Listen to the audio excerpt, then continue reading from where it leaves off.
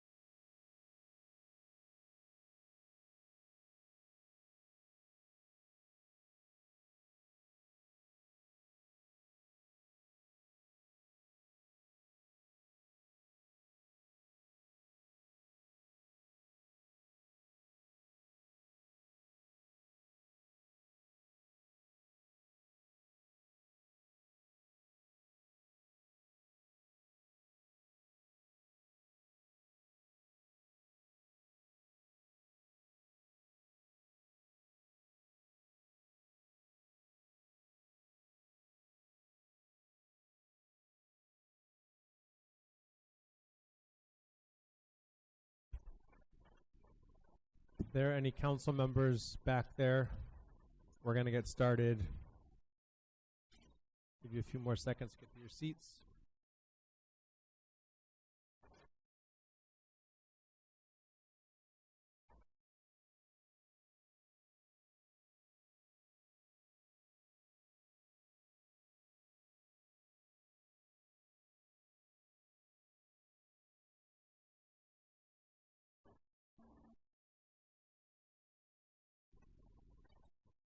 Okay, welcome back, everyone. Chief, thank you for being here. And I will turn it to you to both introduce your team and make any introductory remarks you'd like to make. Well, good afternoon, Chair Gruber. I think your mic is not picking you up quite yet. My apologies. Good afternoon, Chair Gruber, President Melendez, and members of City Council. Thank you for the opportunity to appear before you today on behalf of the Rochester Fire Department. I am honored to represent the dedicated men and women of this department and continue to serve residents of Rochester with professionalism, courage, and unwavering commitment every single day. Whether responding to fires, medical emergencies, hazardous material incidents, technical rescues, or the ever-evolving needs of our community, our members remain steadfast in their mission to protect life and property and public safety under increasingly complex and demanding circumstances. This proposed budget represents far more than fiscal figures.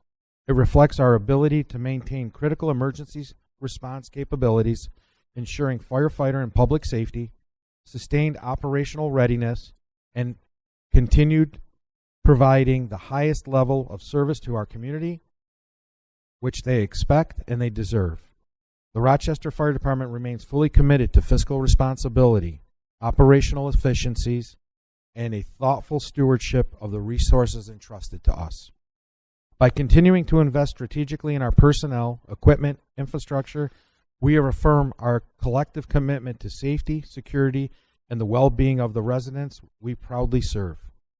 I would also like to thank the Mayor, City Administration, and members of City Council for your continued partnership and support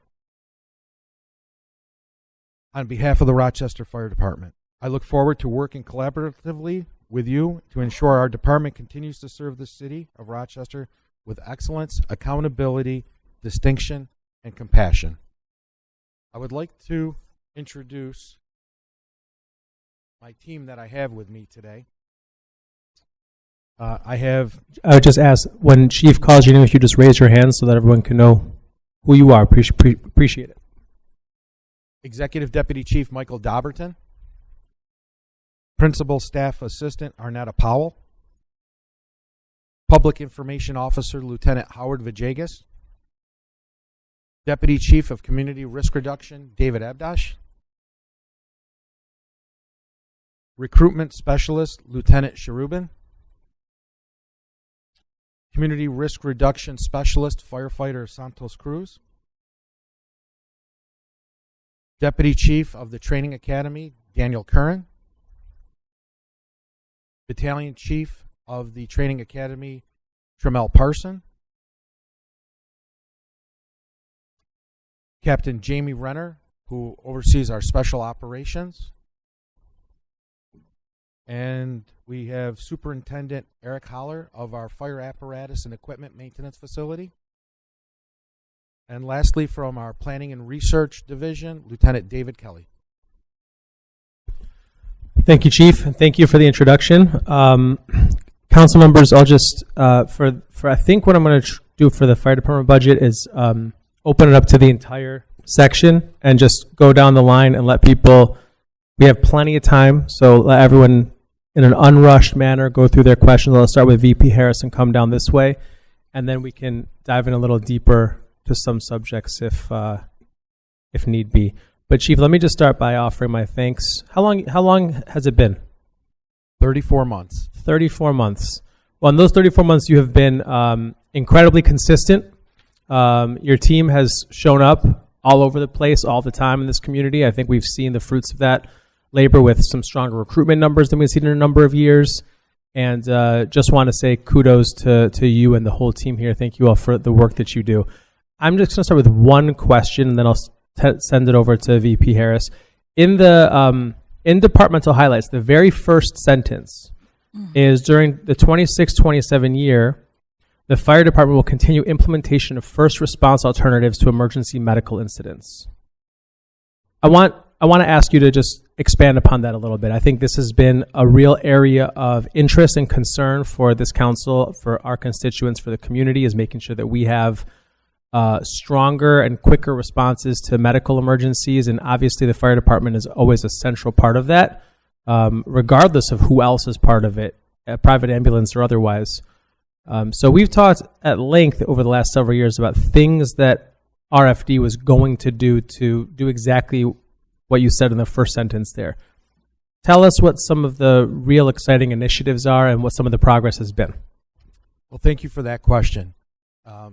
As you mentioned, we are in a two-tier response system with AMR, and if they're unavailable, they're mutual aid partners. We pride ourselves that we are typically anywhere in the city within 3 to 5 minutes, more closer to the 3-minute mark at any given time, and we are able to begin providing emergency medical treatment immediately. Some of the initiatives that we have implemented over the past year are an epinephrine administration for anaphylaxis. In addition to that, we are trying to empower the community to help themselves with regular CPR, hands-only CPR, stop the bleed programs. We have a new lieutenant of community risk reduction towards EMS. He crosses over at times with fire prevention and education, community risk reduction. However, this individual is empowered to help us help the community, and that has improved the outcomes in many cases by helping people to help themselves. And then with our anaphylaxis administration, with our epinephrine administration, we are able to help people who are in anaphylaxis, which is life-threatening. So we are seeing improved responses from the patients, and we anticipate that's going to continue to increase as we try to add more EMS initiatives. Thanks. Are there any specific goals for that particular type of work, the emergency medical response? Any goals or KPIs you want to point our attention to? At this time, we are still in the early stages of gathering the data from these initiatives. We are going to continue to work with the community, build ambassadors, but I'm going to be able to report better next year as to what some of the outcomes have been. Okay. But we know that hands-only CPR, immediate CPR, is a great lifesaver right off the bat, and we are part of the Heart Safe initiative between our training, the community, as well as our own members to implement that. Great. I have some further questions, but I think that's just such a perfect segue to Vice President Harris, who has been leading a lot of community awareness on those very issues. So I'll turn it over to her. And again, Council, everyone will get some time to ask the questions they want on the entire fire department budget. Vice President? Thank you, Chair Gruber. As you know, I'm the paramedic on City Council. I'm really excited to hear that you guys are doing the Heart Safe City initiative. As you know, the mayor and our very own mayor, Mayor Evans, and the county executive, committed to making sure that our city is a heart safe city by committing to hopefully train 115,000 residents in Monroe County. So we're well on our way. I'm excited because when Liliana was reporting the numbers, we're well over, I think, 95,000 residents so far. So we're really close, and it's music to my ears to know that the firefighters have taken on that initiative as well. Chief, I am a complete fan. Very happy to see all the beautiful work that you have been doing from an educator to another educator. I think that you come at things from an educator lens. So I think that's awesome.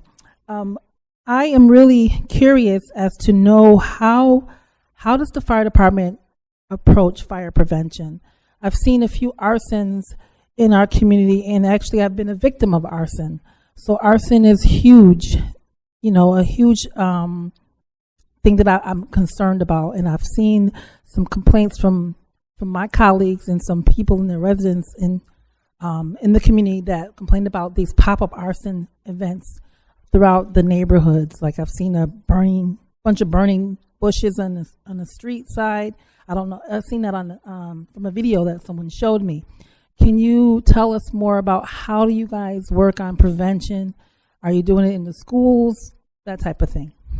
Well, thank you for that question. But before I answer that, I appreciate your kind words, but I am not deserving of that.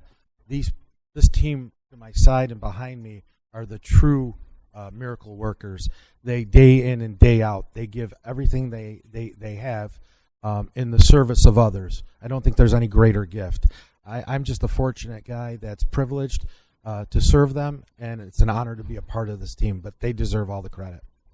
To answer your question, community risk reduction is imperative for the Rochester Fire Department. The best fire is when there is absolutely no fire. So we work tirelessly in a number of ways to educate the public. Obviously, we start off early with the children. That begins with reading in the different schools. And we usually have a fire service-based book, and we talk to we start at the 4-year-olds. And then we progress throughout the year with 5, 6, and on. And then we use community groups, schools, our fire prevention programs, especially during the month of October at 4 different firehouses where we do demonstrations. And we get into a little bit more than just the speaking. We get them interactive where we teach them how to use a fire extinguisher. We ask them if they have an early detection device. Do they test it on a regular basis? If they don't have one, call 311 and we'll come help install one in that. The other thing we do is when we do have an incident at an address, we go do a canvass in the neighborhood to find out who has early detection devices, who needs some assistance with fire prevention or education. And unfortunately, you'll find several places still today don't have early detection devices, or we lose people as they get older. And then with the seniors, we have a senior program where we educate them about not wearing a baggy sweater while cooking because the sweater could catch fire, or having a dish towel on the stove handle, or storing cereal boxes. And we work to educate them in a number of different ways. We use our social media platforms to different programs, whether it's seatbelt, fire prevention, trips and falls, things of that nature. And we have our youth, fire-related youth initiatives that when we do have a young individual, we do intervention-type services for that youth and the parents. So fire prevention is imperative for us. my line firefighters, they love fire prevention, but they enjoy fighting fire. But to us, the best fire is when you don't have a fire. And we're always looking to employ different methodologies. That's a great answer, and I appreciate it. So my question is, are fires down in our community? Are they pretty much flat, or where are we with the data? So where we are with the data for the first part of this year as compared to last year, we're down about 3% at this time. Overall call volume is down 3%. It was a long winter, so we saw an increase in fires. Typically, they were from whether faulty heating appliances, some electrical, and unfortunately our unhoused population trying to stay warm, not intentionally trying to set a fire, but still starting a fire in a vacant structure that they were able to gain access, unfortunately, even though it was securely, very much secured. Thank you. And then just to follow up on that, I have noticed, and maybe it's just because the news has been very good at covering it, so it's no indictment on what you guys are doing, but I have noticed a lot of high-rise fires that I've never really noticed before. So can you talk more about why do we see more of that, and what is your process after you guys respond to something like that? What kind of education will you provide to the residents in those high rises? Sure, that's a great question. Obviously, it's a vertical tenement, very compact. What we happen to see is an increase right now. A lot of it has to do with housekeeping, hoarding conditions. I can't speak to if the property owners are accessing those. You can access the common areas, but you can't actually go into a person's tenement or dwelling just to go check on them. But we see some hoarding conditions. We see candles is another issue. We also see people barbecuing on a deck and on second, third, fourth, 15th floor. So what we do is when we have that situation, my team is absolutely phenomenal mitigating it. It's a lot of work to haul that hose up and down into the standpipe systems, but then we try to find out. Let's see who on the floor understands not to have a grill on your porch. Who understands not to have hoarding conditions or crowding your stove and things of that nature. One of the other things that is really problematic for us, and you wouldn't think it is lithium-ion battery scooters, devices, things of that nature. My daughter was going to kill me if I share this. So, I won't say my daughter, but people today, I'm guilty of it. I charge my phone at night on my nightstand, but I have a ceramic plate, if you will, to charge my phone on. This, people will put it underneath their pillows, or they'll they'll roll on the phone. They have it next to them. That's causing a lot of the high-rise fires. Computers, especially laptops, cell phones, and then the storage of e-bikes. And that's the bigger problem. They're storing them in the means of egress. They're storing them right either in the hallway outside their door, or inside their door, or somewhere else in. And once that lithium-ion battery goes in the thermal runaway, it's very hard to escape, and the toxic fumes, the heat generated will kill you. Wow, that's great education you just gave all of us just now. So I appreciate that. And I'm going to yield. I got one more question, and I'm going to yield. Thank you very much, Council Chair Gruber. The last time we talked, I think last budget season, I talked a little bit about your accreditation. Could you tell me where you guys are with that? He's right. I'd love to tell you. Let me start off with some numbers.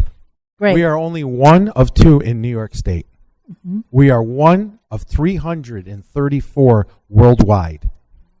We are only one of 124 in the United States that has both the Center for Public Safety accreditation and an insurance service organization rating of Class 1. So I'm exceptionally proud. we Chief, were able. can I hold you for 1 second? Can Yes, ma'am. you explain to people what that means for insurance ratings? Sure. Thank you. So an ISO rating of 1 means that you will enjoy the best insurance rates from your insurance carriers, especially if you are a commercial business. You will enjoy a significant discount rather than as compared to if you have a ISO rating of 5, 6, 7, 4. This is really good. People ask me, Chief, what's your job? I'm a real estate agent. My job is to sell real estate in the city of Rochester. You want to expand your business here. You want to build a business here. You want to remodel your home here. You want to stay here. Well, most people, when they move into a new community, look at the school district, right, for their kids. If you're a commercial business, you look at the fire emergency service here because that's going to protect your investment. And with an ISO Class 1 rating and a CPSE accreditation, you can't get better than that. That's great. Great news. That's Yeah. a commercial, right? Yeah. And I also want to share, in addition to that, we just received 7 accreditations from the state of New York for our special operations team, our program. That is confined space rescue, high-rise trench rescue. That's the highest that you can get from the state of New York Office of Fire Prevention and Control. So does that mean that we're the only agency in this area that has all 7, or is that, how does that? I can't answer that. I don't know what the partner agencies do, but I'll try to find something out. Okay. But, Well, thank you. Yeah, thank you. If you could put that to me in writing, and I'll yield. Thank you, Chair Groover.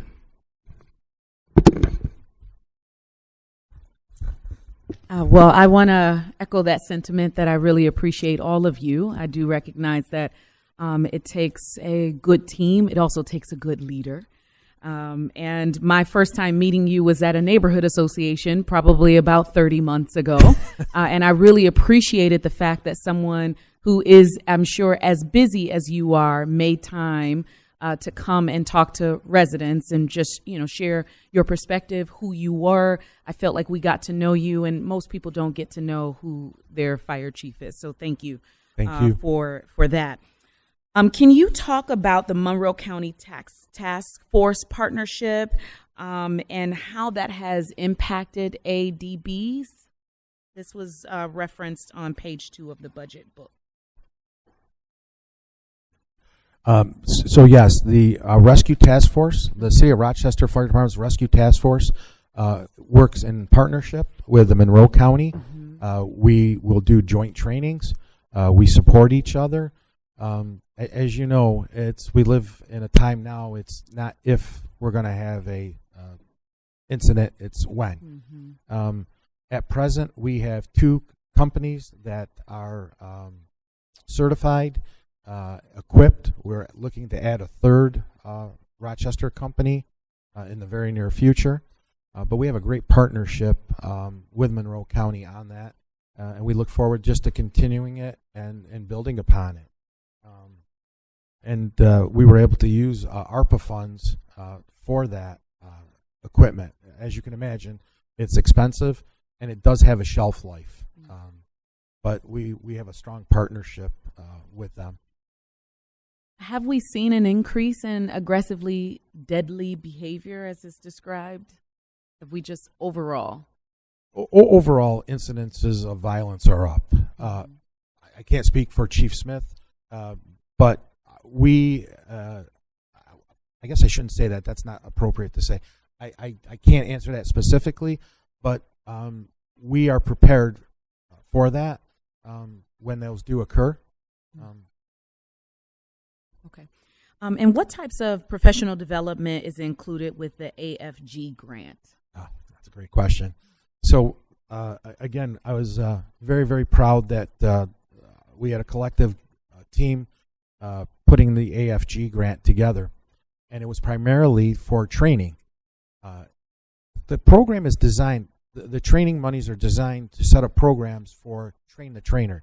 So it becomes a perpetual program where I don't have to send my people to Montour Falls, the State Training Academy, or the National Fire Academy, although those are still options that we use occasionally.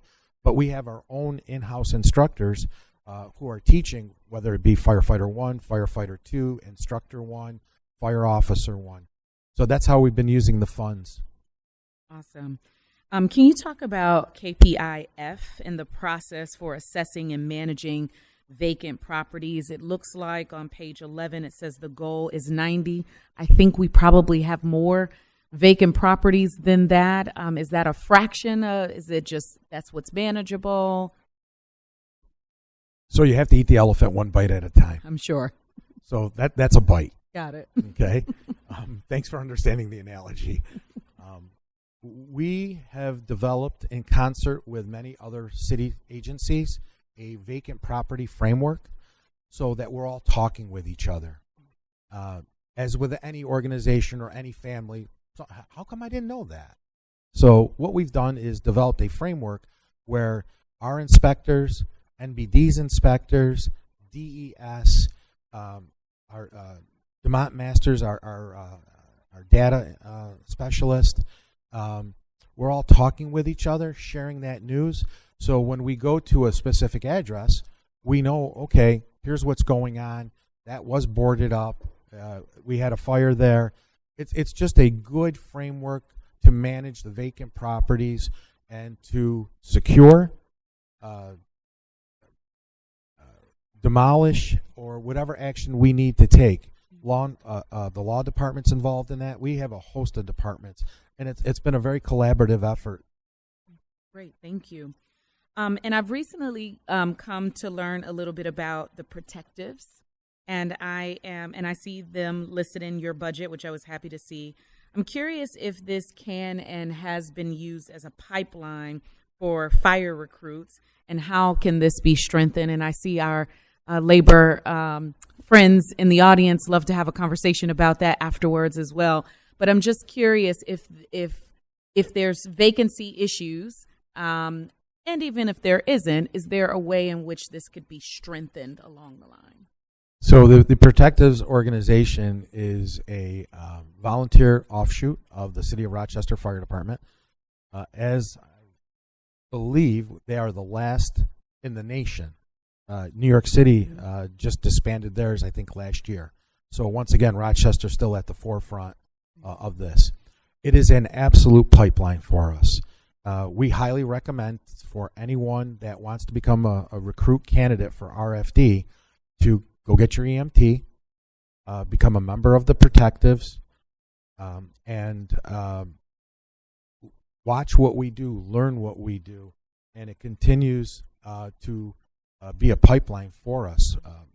You can go to any city fire station, and there will be at least one or two people that came from the Protectives. We encourage the students from the summer public safety internship. We encourage the students from the career pathways to public safety to become members of the Protectives. So we try to help them while they help us at fire scenes. I love this model, and somehow through the collective bargaining agreement, we figured out how to make this work. I'm wondering if there are opportunities in other departments to do very similar things. So I just wanted to say kudos to you all for that. If anybody has listened to these hearings over the last couple of days, they know that I am really big on residency requirements for city jobs. And so I do believe that residency is a requirement for fire to start. Has that been a priority? How do we ensure? And I'm really going back to some of the things that you said, Chief, earlier about you being a real estate agent for businesses in the city of Rochester. And I might consider myself a real estate agent for home ownership and housing in the city of Rochester. That economy is necessary in order for us to rid ourselves of some of the things that we're experiencing here. And so how do we prioritize this amongst the department? Well, as you know, we have a residency requirement in order several months before taking the exam. We do background checks, residency checks. The candidate is then admitted into the training academy. And it is our hope that once they are in the academy that they will continue to stay in the city. We encourage it, but I don't have any enforcement capabilities. Fortunately, we have a significant number of our firefighters that live in the city. And some of the best advertisement we have is many of our firefighters, when we bring them to orientations for summer internships or the CPPS program, they talk about the neighborhood they lived in, or the house was right next to the fire station. And as they grew up, they would visit the fire station, and they, you know what, I think I could do this. And the firefighters would encourage them and have them climb on the apparatus or different things, and come have a meal with us, or come see what we do. And then what they'll do is they become firefighters, thank God, and then they stay in the neighborhood and they help improve the neighborhood because they saw where they came from. And they are the greatest ambassadors.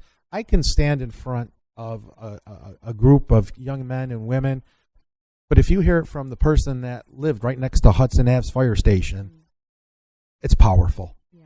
So we have great firefighters that live in the city and will share their stories. And a lot of them are heartbreaking, but they're so powerful when they say, I bought my parents their first house. We rented. Yeah. Well, thank you for that. I think there is no greater affinity to a place or a space if you're not living in it. So I do hope that we can see that increase across the board throughout the city. And just my last comment or question is, how can this city better support this department? It can't. And I say that not to be tongue-in-cheek. The support that we receive from administration, the support that we receive from people on the street, we are blessed. We are blessed to be in the service of others, number one.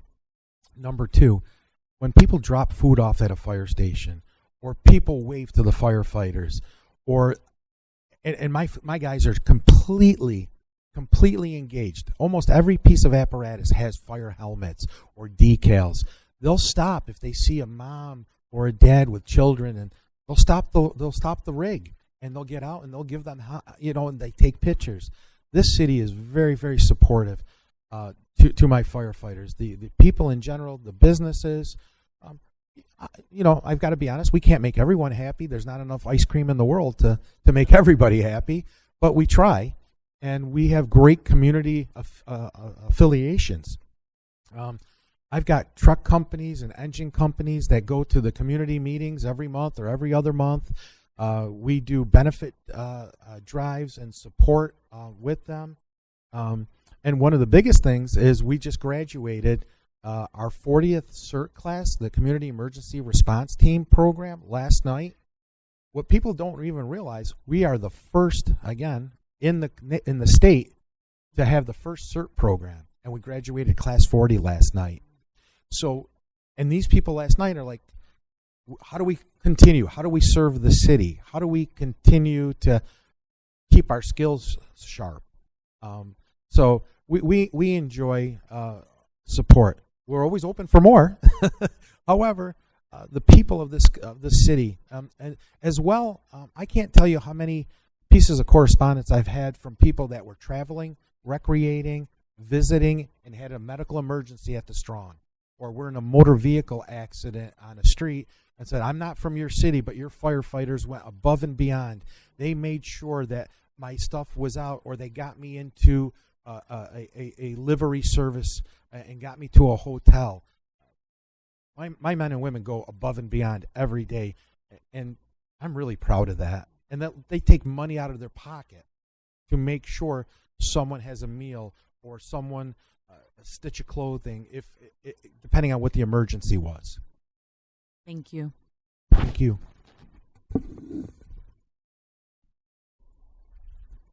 Yeah, hi. I'll echo my colleagues' comments about how much appreciation we have for everything that you and your team does. I had a question about the converting the 2 floating firefighter positions to floating lieutenants is described as a way to reduce overtime. And what is the projected savings for overtime, and how do you calculate that number?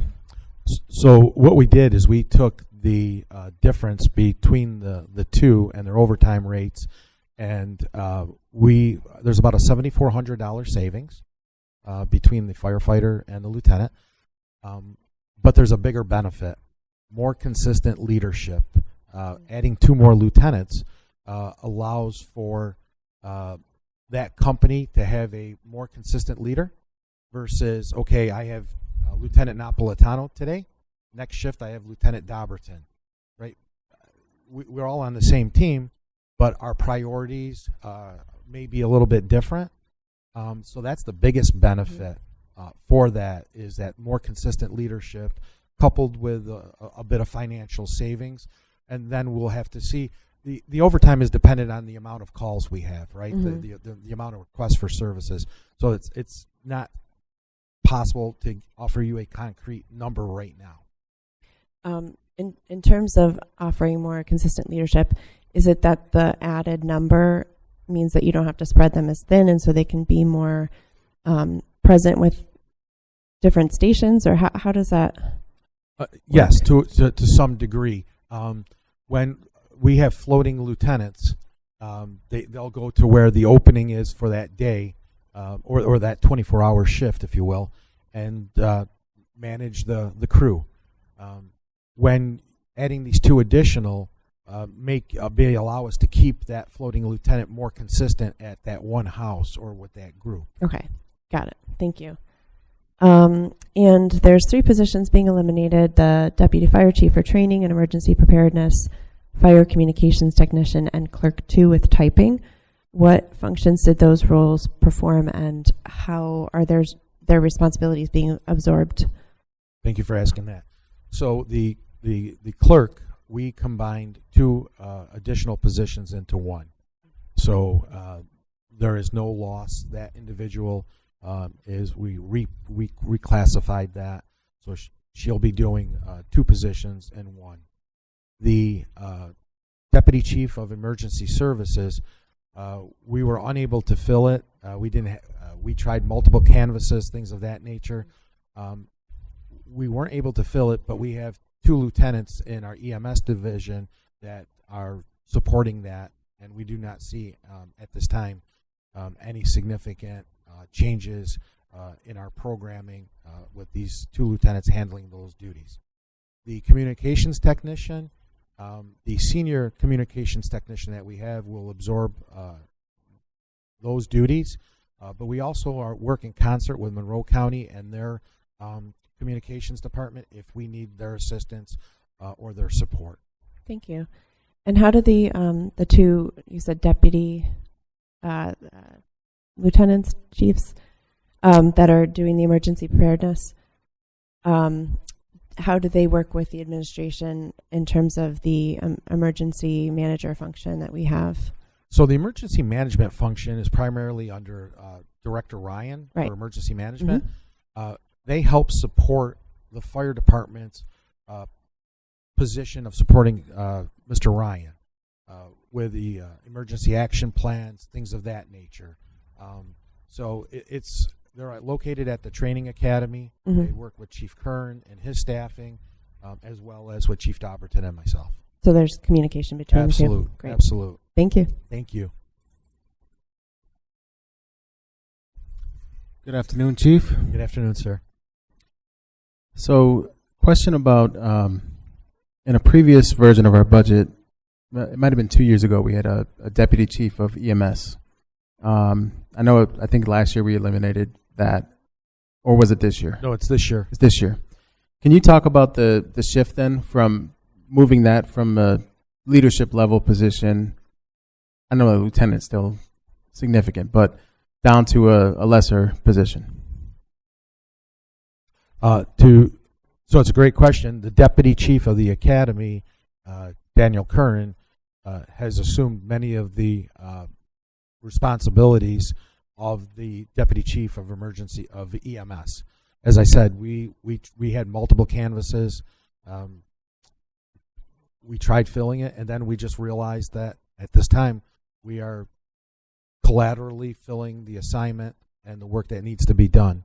And Chief Kern will also assign specific and delegate specific tasks that are related to that to other members at the academy. Okay, and then in terms of we've also discussed in the past the idea that we would dabble more potentially in EMS services. I know that we've outfitted some of our trucks and our units with additional medicine, those kind of things.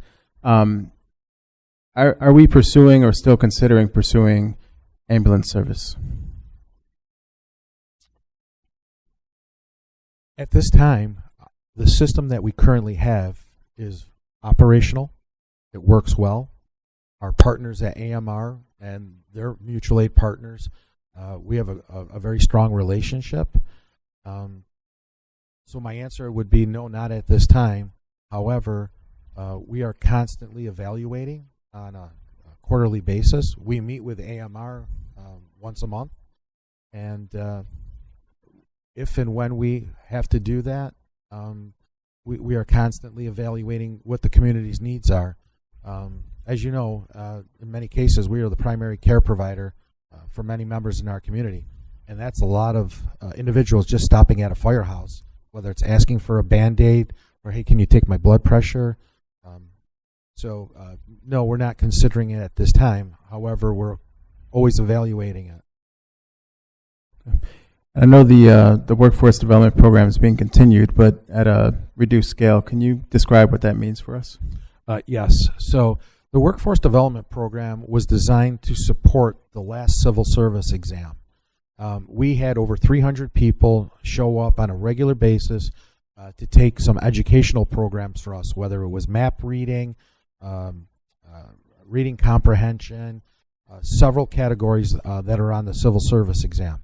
We had an additional 50 over the past 9 weeks take the physical agility preparation for the upcoming physical agility test that we're going to be having.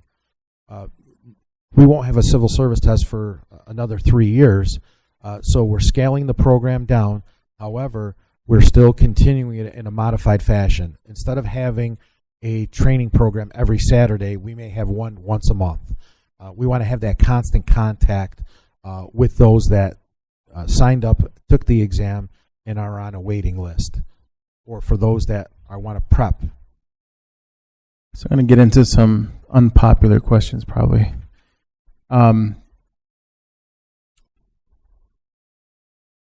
So overdoses. I know that the fire department typically is first on scene in many of those instances.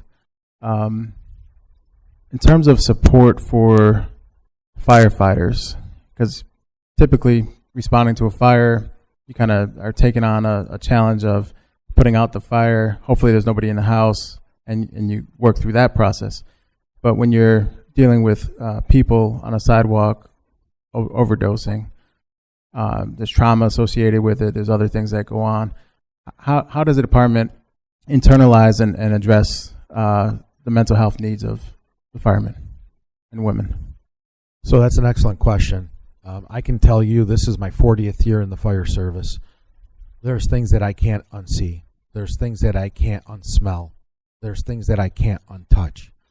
I came into the fire service when I was told, just bury it. Just swallow it, kid. Bury it in your gut. Don't worry about it. We don't do that. We want people to say it's okay not. We want people to know it's okay not to be okay. We want people to understand that if you're struggling with something that you've seen, we can help you. So we have our COPE program through the University of Rochester, and then Local 1071 has developed a peer support program, which is firefighters helping firefighters. It's easier for a firefighter to talk to another emergency responder. Firefighters aren't always comfortable talking to a mental health expert that has never worn the uniform or been inside that burning building, or worst case scenarios, right? The other thing is firefighters help themselves. Little dark humor, sitting at that back kitchen table, coffee, and talking with each other. So our peer support program is important. Our COPE program is important, as well as the International Association of Firefighters has its Center for Excellence in Maryland that is designed for those firefighters who may be struggling with addiction and other mental health issues. So we employ all of those different methodologies. And in a parallel track, when it comes to individuals that have substance use disorder or have substance abuse challenges, use challenges, as well as what we're dealing with in terms of encampments in the city, one of the things that repeats, unfortunately, is what might start as an encampment and a bonfire in an encampment then turns potentially into something that might burn down a house. When we have an encampment in a community and there's fires over and over again at the encampment to stay warm in the winter or whatever, what's the fire department's typical protocol if, let's say, a fire truck drove by it, or if a neighbor called 911 about a fire in a vacant lot? So that's a great question, because we do drive by. The teams are out, whether they're responding to a call, going to a community risk reduction event, doing district familiarization, or just general reconnaissance. We don't want them sitting in the fire stations all the time or just waiting for the call. We want them to be out there. They're testing, flushing hydrants. They're doing inspections. So they come across a considerable amount of reconnaissance. If they see that, oftentimes they'll go say, hey, listen, this is unsafe. You can't have this. And then we'll get RPD or other agencies involved to assist us, especially like social services, to get them warmth, clothing, food, things of that nature. But as you can imagine, we can get them some help. And then, unfortunately, the next day, they'll find another location to start an encampment.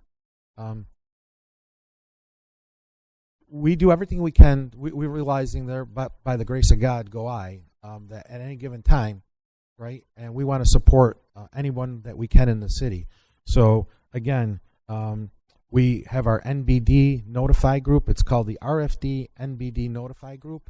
And again, it's a communication between NBD, fire, and other agencies to help support those people that are unhoused and maybe having a illegal encampment, and try to get them services.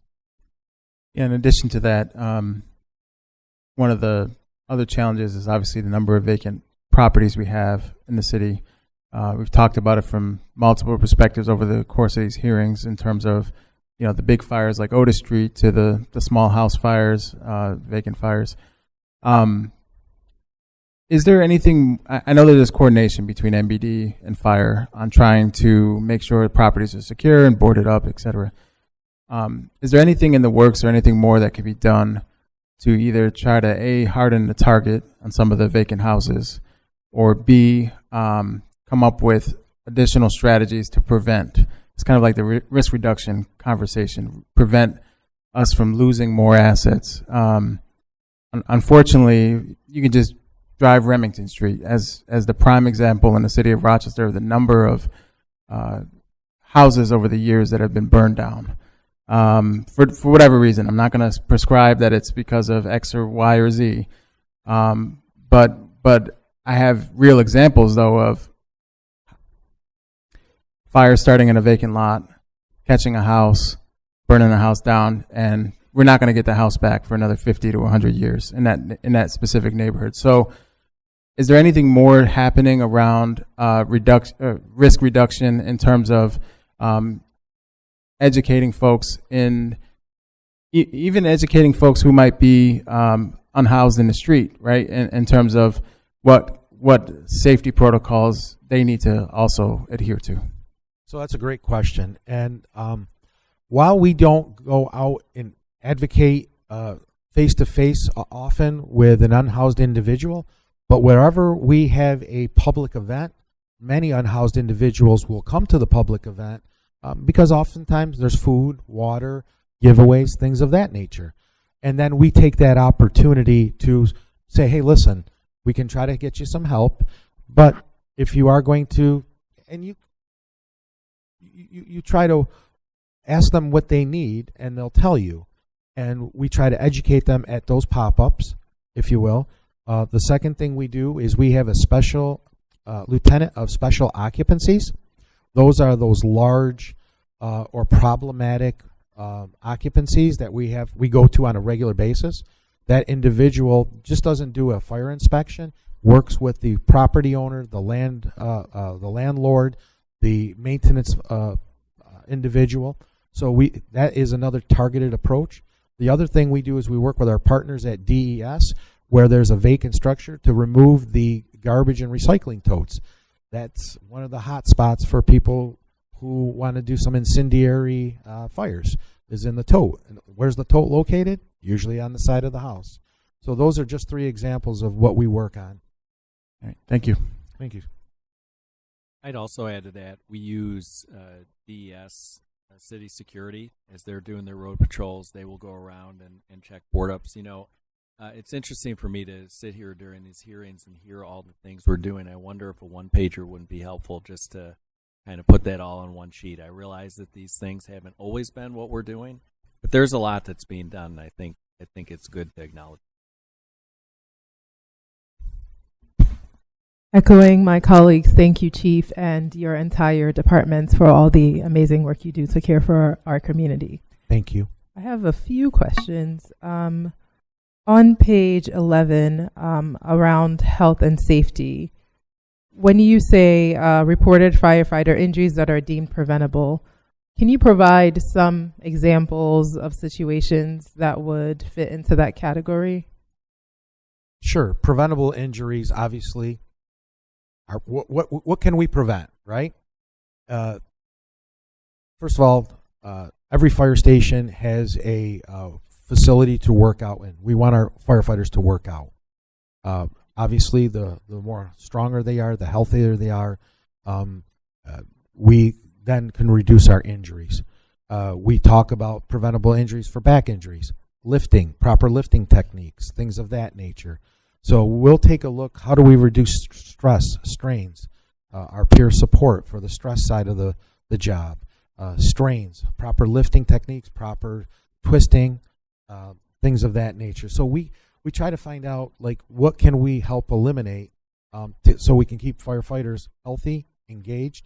Our case management department assists us with that. We have we have a number of physical trainers that are actual firefighters, and they share their knowledge with other firefighters. So that's what we try to do, is look at what can we prevent from happening. Obviously, we can't prevent injuries. We try as much as we can on a fire scene and on an emergency scene. We'll put vehicles in a blocking mode, especially on 490, or we'll ask for a second company to be behind the motor vehicle accident because of inattentive drivers that could careen into the firefighters working the job itself. So those are some of the preventable measures that we employ. That's helpful, and I appreciate you keeping track of it and using it as an opportunity to care for the firefighters and, improve. 2 more questions.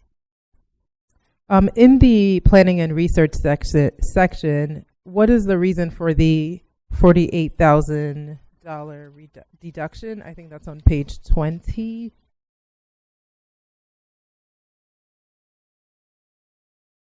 In the appropriation by activity table.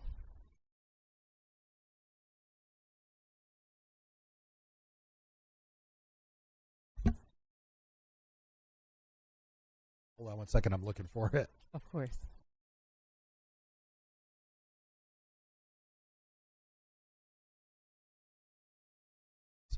So I believe that is when we went from a captain to a lieutenant in the planning and research department. So as a result of that, there was the difference in compensation. Thank you. And last question, still on page 20, in the year-to-year comparison, the decrease in professional services to properly reflect tuition and fees likely to be incurred. Can you talk about the reason for the $175,000 decrease?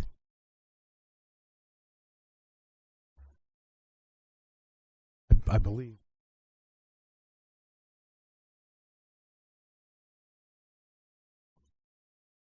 So that is the Monroe County Community College FTEs based upon what is most accurate and current right now, based on the historical data and reduction. And based on budget constraints, I know some departments were asked to find efficiencies. Did you have to do any layoffs? Did anyone lose their job as a result? As Councilmember Lupien had asked, there were 3 positions. Two were vacant, the deputy chief of EMS and one of the clerks, and then the radio technician. Okay. And the radio technician was filled and they had to be laid off? If it's not filled, that gentleman will be laid off. Is it filled? Currently, it's filled right now. Okay, so so that position doesn't continue into next year? June 30th, it would expire. Thank you. And this is for budget, since this is coming up. In writing, could you please provide a list of all the departments and positions that were laid off as a result of budget constraints? Sure. Thank you.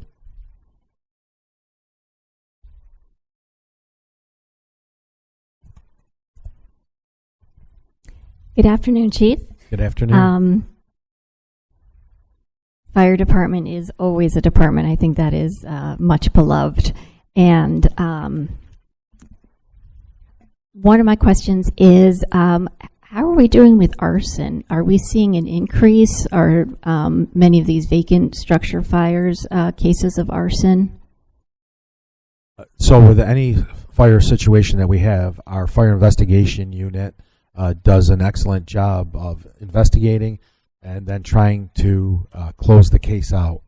Unfortunately, it takes a significant amount of time to close a case, especially in vacant structures. Those who occupy the vacant structures illegally obviously do not come forward, and they're very hold their cards close to the chest. We work really diligently to try to explain to them that we need to know. If you could help us out with any statements. But at the same time, many of the fires are not intentional, but it was more of a survival, if you will. And it's difficult at times to close those cases out. I don't know if that makes sense. No, I think it does make sense. And a follow-up question there would be, I imagine we don't have many charges of arson that go through the criminal justice system. Well, we work in concert with our city ATF that has federal ATF partners, as well as our law enforcement and RFD. But I want to go back. There's always a misnomer. People will say, oh, it's an arson fire. No. Fires are only classified as intentional, unintentional, or active. I believe that's the last term. It's like or undetermined. So arson is a misnomer that has been used as jargon. We see it on TV. We see it in the news, and it's improperly reported. So, unclassified, intentional, or unintentional. And arson is it's the charge of the act, if you will. Okay. The house explosion on Lake Avenue, do we have information on that yet from the fire inspector? No, not at this time. It is still under investigation, and unfortunately, as you can imagine, the evidence, the house was so compromised, we employed our structural collapse team to render it somewhat safe so we can bring in canines in order to ensure there was no human remains, or live or dead, in there. Mm-hmm. So we're still actively working. We have a number of open cases that it does take a while in order to get people to come forward. As you see with RPD and other agencies, sometimes it's 2 to 3 years and then a lead will come in. Because certainly something a lot of people are asking about, particularly in my district. Because then how can a house just explode like that if it's not an RG&E issue? Is a big piece that's on people's minds. And it doesn't seem to me at this point there hasn't been any indication that it was a gas leak or anything like that that caused this explosion. The other thing, council member, it would be inappropriate for me to compromise the investigation right now by providing any additional information. I Sure. hope you understand. Yeah, absolutely. Thank you. Could we have information on diversity? So if we could just have a breakout of your employees, so we could see how it's mixed by race and sex. Absolutely. I can give you it to you, or I can provide it in writing. I can provide it in writing. I can get you a copy of our historic data. Oh, okay, that would be great. That would be great. And my last question is kind of more of a global question. As in the KPIs, as we're looking at the number of calls that the different stations go to, there's a wide variety here of the numbers. And some of them, even if they just have one engine as opposed to an engine in a truck, have really high numbers, in the 4,000s, like Clinton Avenue, for instance. How is that managed? How is it that one station answers all of those, whereas others may have 1,000 or so calls? And I'm thinking here about not just the apparatus, but the stationing of the firefighters themselves. So, as you know, we have 2 fire stations under renovation at this time, and we have multiple companies that are bunked in with each other. For instance, on Hudson Ave, there's 3 different companies there right now. To answer your question more specifically, it all depends on how busy that response district is, and it could be for a number of reasons.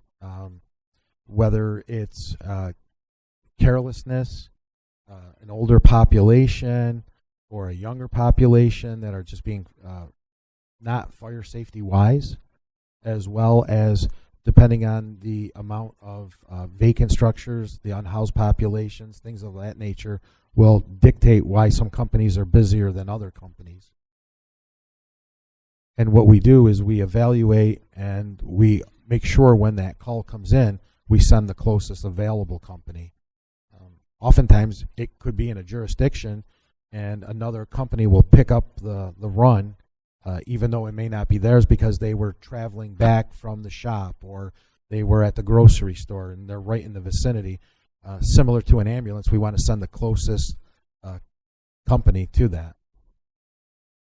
So these numbers then reflect calls that would be coming in for that specific geography, as opposed to it necessarily being that one station that's dealing with it themselves. They could be having other stations that are coming in to backfill for them. I'm just wondering how, the actual number here is produced. At times. There'll be times where engine 33 and it will go up to Charlotte. And that's a 12-mile run for them to backfill if Marine 1, engine 19, and the crew is out on Marine 1. So next thing you know, they'll be picking up the jobs there. Okay. And then, so that one call then, would that be noted under engine 19, or would it be noted in 2 places, engine 19 and the other firehouse that's backfilling? And I don't know if this might be more of a budget question as far as just how it's produced. I'm going to refer to Chief Kern on that because he can give you a deeper sense. So those numbers in that section are for that geographical location. So it shows that call volume in the area, and it is independent of what actual company did respond to that job. Thank you. Can I add something? The fire department was one of my very first assignments when I moved to the Office of Management and Budget. And I will say that the individuals that choose to be at these busiest fire stations choose to be there because it's busy. They know the harder work that they see. And I will give you know, a lot of respect to the fire department. They know when they get stationed on Hudson Avenue or North Clinton that they're going to have a higher call volume, and they choose that for the most part. Thank you. And that's it for my questions. Thank you. Chief, team, always good to see you. You are greatly appreciated. Thank you, sir. I've never, ever heard anybody say anything bad about the fire department. Thank you. Okay, so now you know it's coming, right? So nothing rough, but I'm not going to start on a good note, and it's not about you. City of Buffalo recently settled a major lawsuit related to the death of one of their firefighters. New York State and actually the Buffalo Fire Department found significant negligence in those instances. Have you had a chance to review those reports just from the perspective of here's an opportunity for education? Absolutely. I've been able to, since the beginning, be involved with my past from where I came from before here, have an understanding of what was available, and I have followed just last 2 weeks ago when the suit came out. I was able to read the complaint and follow that. Obviously, it's a tragedy for Mrs. Arno. It's a tragedy for the City of Buffalo Fire Department, and it's a tragedy for the City of Buffalo. And it's imperative that we learn from those who made the ultimate sacrifice and try to incorporate those near misses or best practices in what we do today. Okay. Just want to say thank you to you and the rest of the intergovernmental team that's going around and checking on vacant houses. I share your belief that the best fire fought is the fire that does not occur.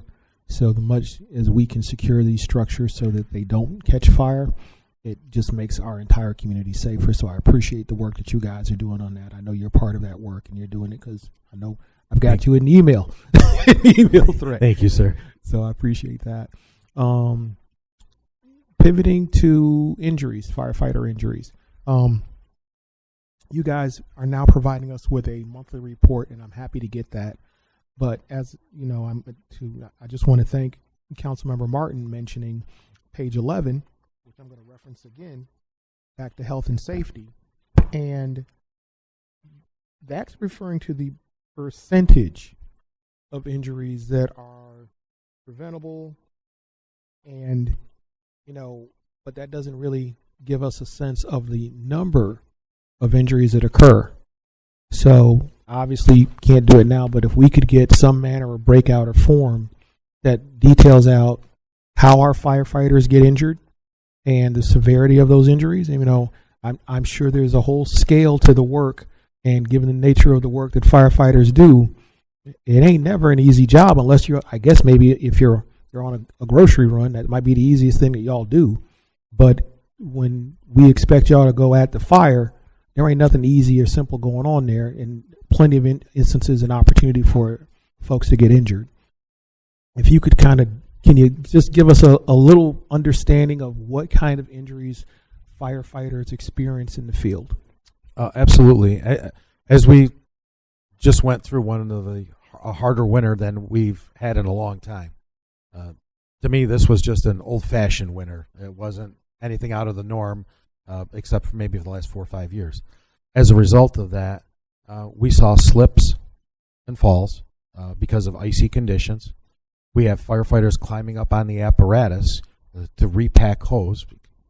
So even though there is an anti-slip surface called tread plate, it's not very anti-slip when there's ice up there. And we take every precaution, and we teach our firefighters to access the apparatus with either 2 hands and 1 foot or 2 feet and 1 hand. The apparatus is designed with self-cleaning surfaces, so water can't pool on the tread plate, so it's for the step surfaces. So the injuries that we see typically are lacerations. We're breaking glass. We're going into a lot of homes that there's exposed nails, things of that nature. We have firefighters, unfortunately, that the floor is compromised, whether intentionally or or not intentionally. And you may say, well, what do you mean intentionally? Unfortunately, some people doing unscrupulous things in vacant houses will booby trap a house. So if a firefighter comes in, they'll fall through a floor. Some of the homes are over in excess. Like my home is 120 years old. That's 120-year-old roof rafters. When the firefighters are up on the roof ventilating, sometimes it's compromised, and you don't know that because you can't see underneath. And as they start to make a inspection hole, we've had firefighters go through the roof. So we have torn rotator cuffs. We'll have stress strains, lacerations, and unfortunately we have burns, no matter how good our personal protective equipment is. And then we have atmospheric condition injuries, heat stroke, heat stress. The toughest day of my career was last July when we had 4 major structure fires in an hour, and I sent 8 people to the hospital for burns and atmospheric condition injuries. That was the hardest day ever of my career, and those are some of the injuries that you'll see here. Back injuries, like I said, rotator cuffs, lacerations, falls. It's varying. And we could provide you some information. It'll be very high level generic because I don't want to can't violate HIPAA on specific injuries and whatnot. But it'll give you a sense. I imagine you must have some manner or form of characterizing these injuries based upon their severity and the timeout that the firefighter would be facing based upon the nature of the injury. Okay, so if we can get that. Yes, sir. So the other question is, after fires, whether there's an injury or not, do you guys do a best practices evaluation just from the perspective of, nobody ever notices a near miss, but when someone's injured, it's noticed. Is there a tracking mechanism that y'all use? So we, after pretty much every incident, the company officer will do what we call a tailboard briefing, where the tailboard is the back of the fire apparatus, and it's almost like a seating area. Mm-hmm. Guys will stand, sit there, and then they'll talk about what went well, what could we have done differently. Holy cow, that was a great stop. They talk about the highs and the lows because we always want to, it's a constant improvement, right? It's like total quality management, constantly trying to improve what we do, how we did it, and why we did a lot of that. If it's a significant incident, we do a very sizable after action, and then the after action is passed out to everyone in the department for their review. We try not to repeat the same situations, but no 2 fires are ever the same. So we're always critiquing ourselves, whether it's at the kitchen table, at the tailboard, or if it's something really significant, like the Child Street warehouse fire, significant after action report. So yes. But the tailboard meeting isn't necessarily captured. It isn't necessarily documented. It's a hangout. Well, not a hangout, but it's all right, fellas. Here's what we did. Here's what we can do better. What do you think? Is that kind of the layout? It depends. It depends. A lot of officers will put that in their supervisory notes. Okay. A good officer always has a journal, and it captures that in there. And then, especially when someone is floating over or doing a mutual or covering, working overtime, the officer will say, "Hey, in this district here, here's a couple of really concerning." The other thing that they do is on a whiteboard in almost every fire station, there will be an address with significant concerns. 1313 Mockingbird Lane, hoarding conditions. 1710 Rosemont has holes in the floor or oxygen generator, things of that nature. So a lot of it is captured. Okay. But it's with the individual companies. Okay. So all right. Let's see. So how many firefighters? And obviously you'll give us to this in writing. How many firefighters have been injured? Well, you're gonna tell us how many, the severity of the injuries. But if we can get an idea also of breakout severity of the injuries, time they've been out of service and what's going on. One of the things I've noticed over the years is that in the police budget, there's usually a spot in the chief's office where they document injured officers who will be there for a period of time. I don't see that. I don't see that here, so I don't really know how you characterize or carry them. But you're going to share that with us. Yeah. So we deal with we have a case management department. Okay. That captures all that. Okay. But I do want, if you allow me Please. the grace to go back one step, everything that we do is dangerous. Whether it's a medical call, a motor vehicle accident, an inspection, flushing hydrants. People say, "Oh, flushing hydrants?" Well, yeah, the hydrant could fail. Depending on the age of the hydrant, a nozzle can become separated from how it was leaded in. We operate in what we call the IDLH environment, immediately dangerous to life and health, in everything we do. So there's always going to be injuries. There's, again, the severity. We try to mitigate those through physical activity, best practices, prevention type measures. So I just want to make sure, there's never anything. And you may say, well, even the grocery store? You'll be amazed. It'll be the guys will go to the grocery store, and next thing you know, they're on a medical call in the grocery store. And then if the person's not by themselves, they have a partner, and that person becomes very erratic or very emotionally charged, and they're grabbing onto the firefighters. Do more. It's you just can't escape it. I'll give you a personal example. I think it was last year on my way home. There was traffic on Winton. I get there, and there was an elderly person laying in the street. So my emergency response kicked in, and I'm doing CPR, and lady almost ran over my ankles as I was kneeling in the street. So everything we do is dangerous. Well, I just want to commend you guys again for the work you do. I live on North Goodman, and so far this year, you guys have put out a car fire in the middle of the street, a couple of houses down from me. Two folks, I don't know what they were doing, but this car hit that car, and the next thing I know, this car is on fire. And you guys showed up and put it out. The scorch mark's still there in the middle of the street, but y'all put the fire out. And I had a lady hit a tree across the street from a house, and you guys were there to take care of her. So I appreciate the work you do, and I regularly and routinely see the work you do. Thank you.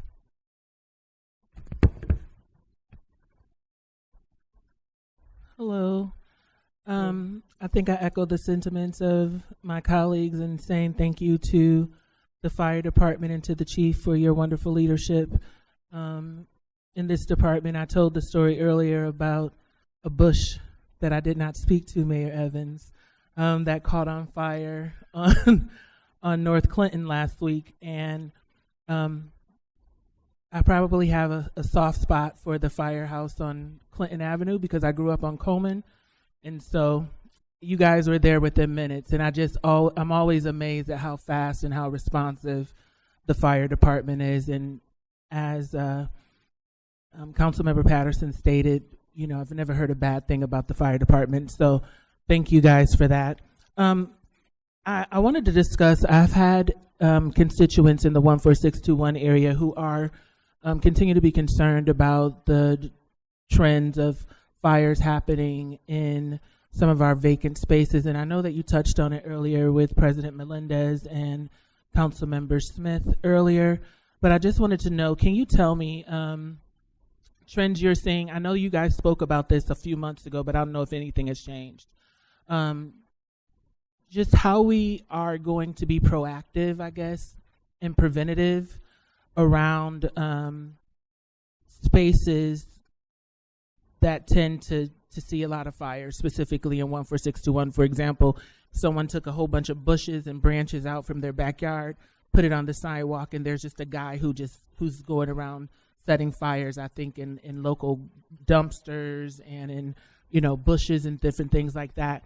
Is there anything that we can do, or are there any strategies that we can be implementing to prevent some of these structural fires from happening, and just things in 14621 in particular, the empty lots with homes and things of that nature?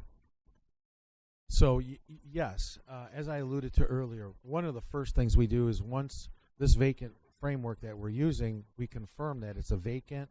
We ensure that it's properly secured. If it becomes problematic where access has been made, we then again will work with DES and NBD to go to the next level of security and enhance the board up to make it more difficult. The removing of the totes, contacting DES to say this is a vacant structure. We want to get rid of the totes. If there's buildup of rubbish, tires, things of that nature on the front, the back, the side of the property, we, again, people see that, and unfortunately they think it's a great place to start a fire for whatever reason. Oftentimes, people that do that are either have emotional or are have some mental challenges, and they think that's fun to do, or it's just something to do. Unfortunately, there's also territorial issues where people, this is my space. I don't want you here. I know you're squatting in there. I'm gonna get rid of you. The other thing is domestic violence. That is something that is nationally happening, where you're no longer just in an argument with your partner. We're going to take it to the next level. I'm going to burn your clothes. I'm going to burn you out of the house. That if I can't live there, you can't live there either. So we try to employ a number of different things to eliminate the rubbish, the trash, enhance the security, and then if we know there's an individual that's going out there intentionally starting incendiary fires, we then try to, with our FIU, work with our ATF and RPD and our as I said, our FIU to find that individual and hold them accountable.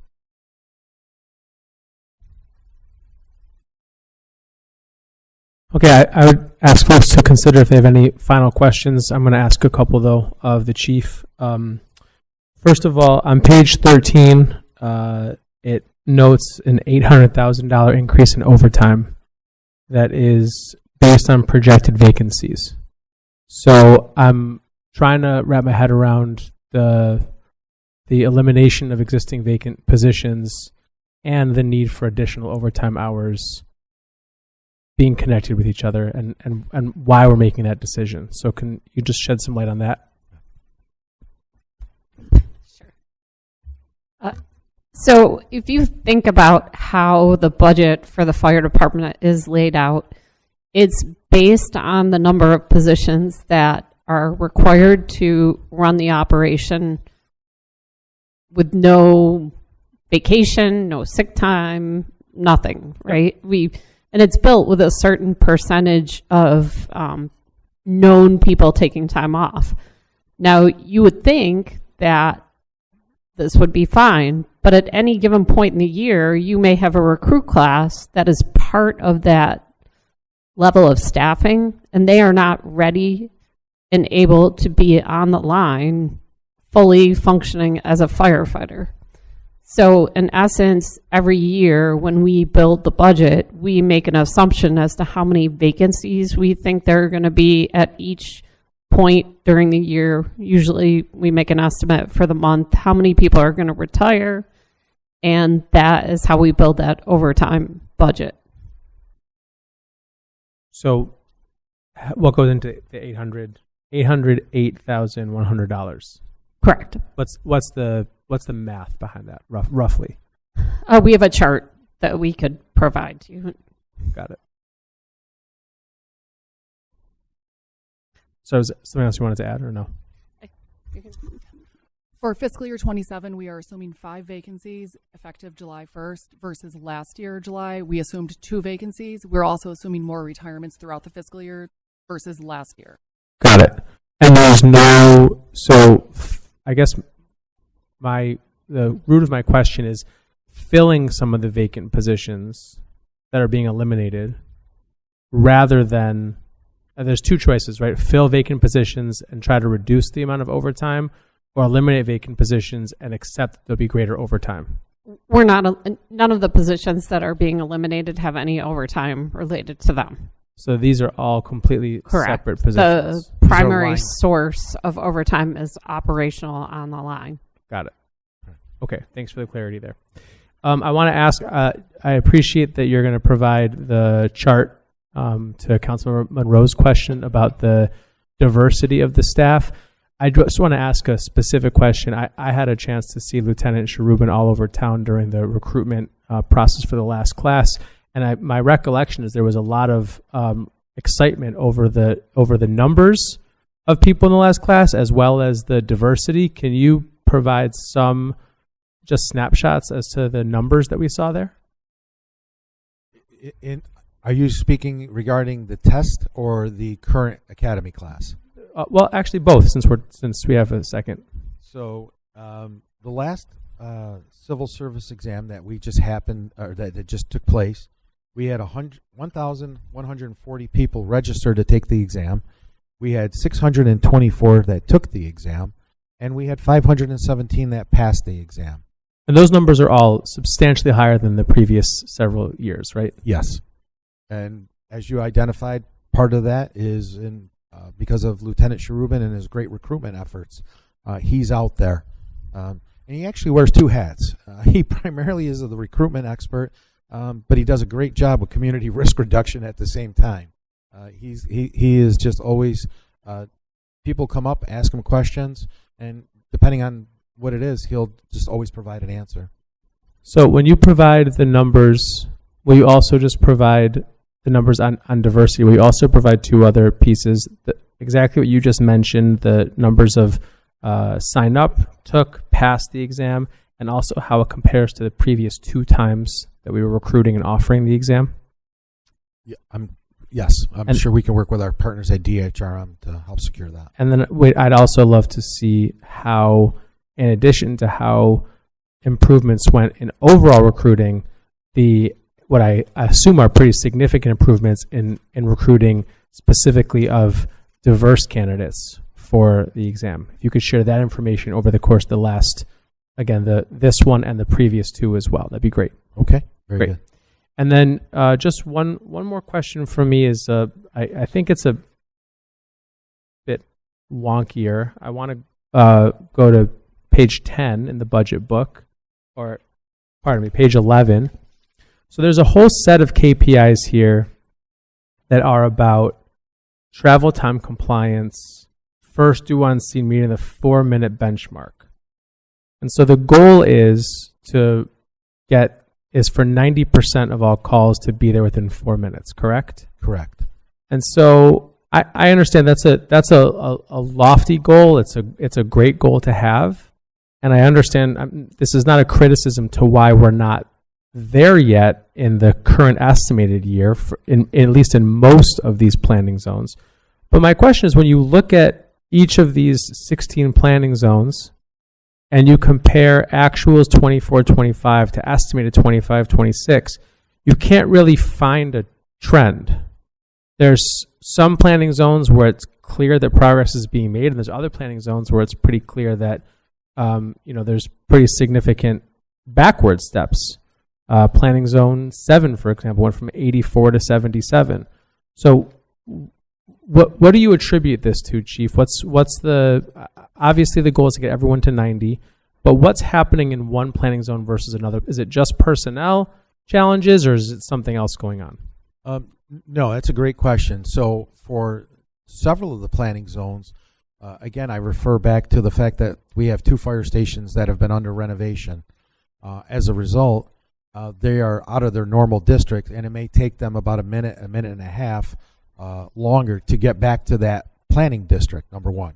Number 2, people won't really think about this. Road geometry, road that's under repair, road that there's a significant lane reduction. That's a consideration.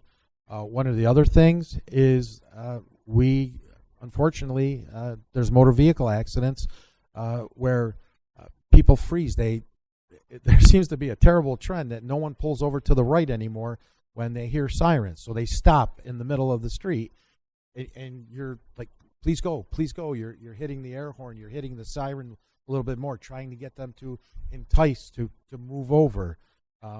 That's another thing.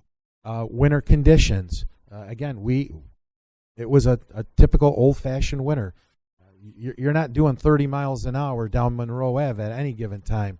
To stop, I'll give you an example. To stop one of our ladder trucks takes over 600 feet. If you locked up the brakes, that's over 78,000 pounds, right? Force equals mass times acceleration. So we have to adjust our speed conditions. We have to drive with due regard based upon the atmospheric conditions. So there's a number of reasons that those numbers vary. Yeah, I'm not. I mean, I appreciate how complex it is. I'm not sure any of those responses really get to what I'm trying to ask at, with the exception of maybe the two closures. Okay. But you just, you go through all these 16 lines, and there's just pretty wild variations from year to year of overall percentages. So it can't simply be due to a lane being clogged on a day. No, I'm just giving you some right. But overall, it wouldn't surprise me to see mostly trending in the right direction, with a couple variances due to things like the firehouse being under renovation. But it's a pretty even split between planning zones that saw an improvement from 2 years ago to this year, versus ones that saw a decrease in time versus ones that stayed flat. And I don't need an answer. It's not gonna prevent the fact that what everyone said up here is true, which is that you all do tremendous work. But I think it is an interesting riddle to try to get it a little bit further. I'd ask if any council members have any final questions before we take a short break. Vice President Harris.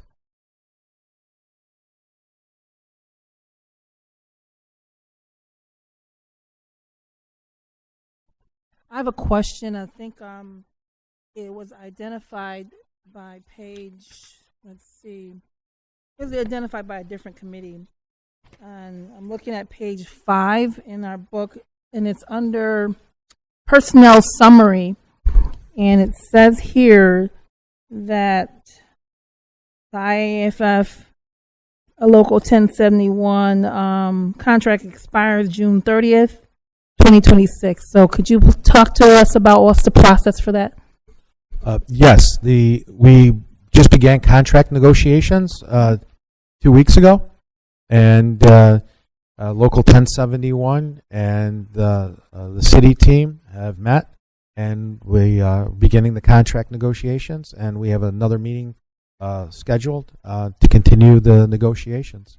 Do you expect to have things wrapped up before the 30th, or is this something that you are planning to have an extension built in?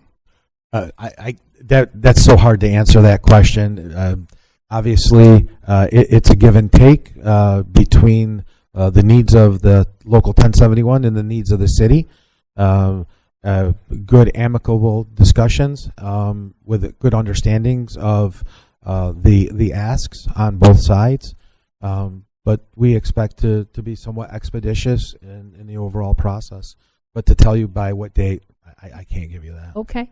I understand that. And this question would go to Deputy Mayor in absence of the mayor. If you guys can keep council updated to the process, because, we are definitely would be concerned if it's extended and there's no agreement in place, considering that, our city's finest, is at hand working on responding for us.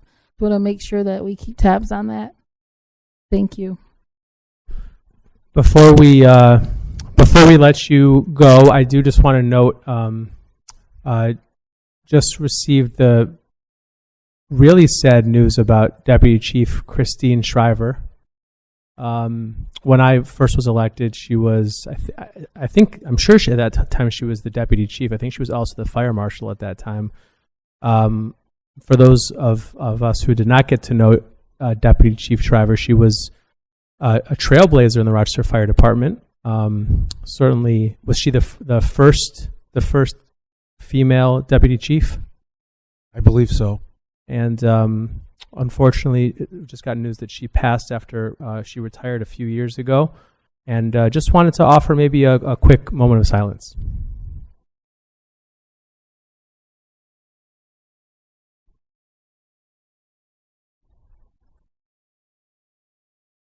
Thank you very much, and thank you for all the work that you all do. We'll take a short break and be back at 2:45.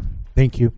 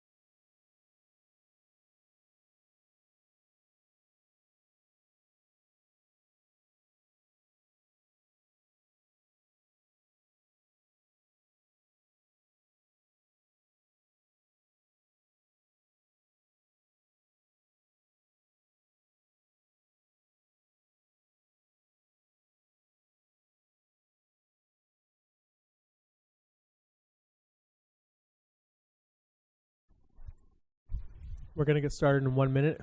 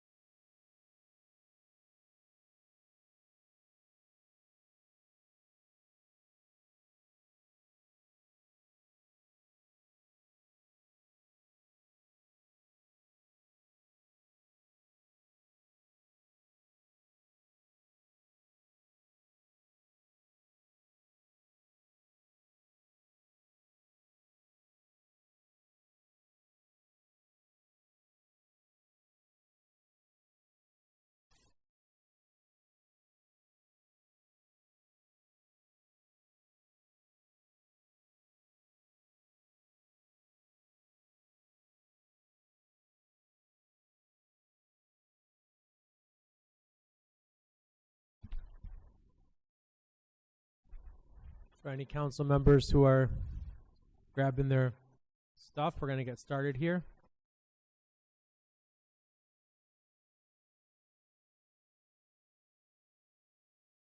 Okay, Chief, I will first thank you for being here, and you are well represented as always. I'll ask you to introduce the team and any introductory remarks you'd like to make.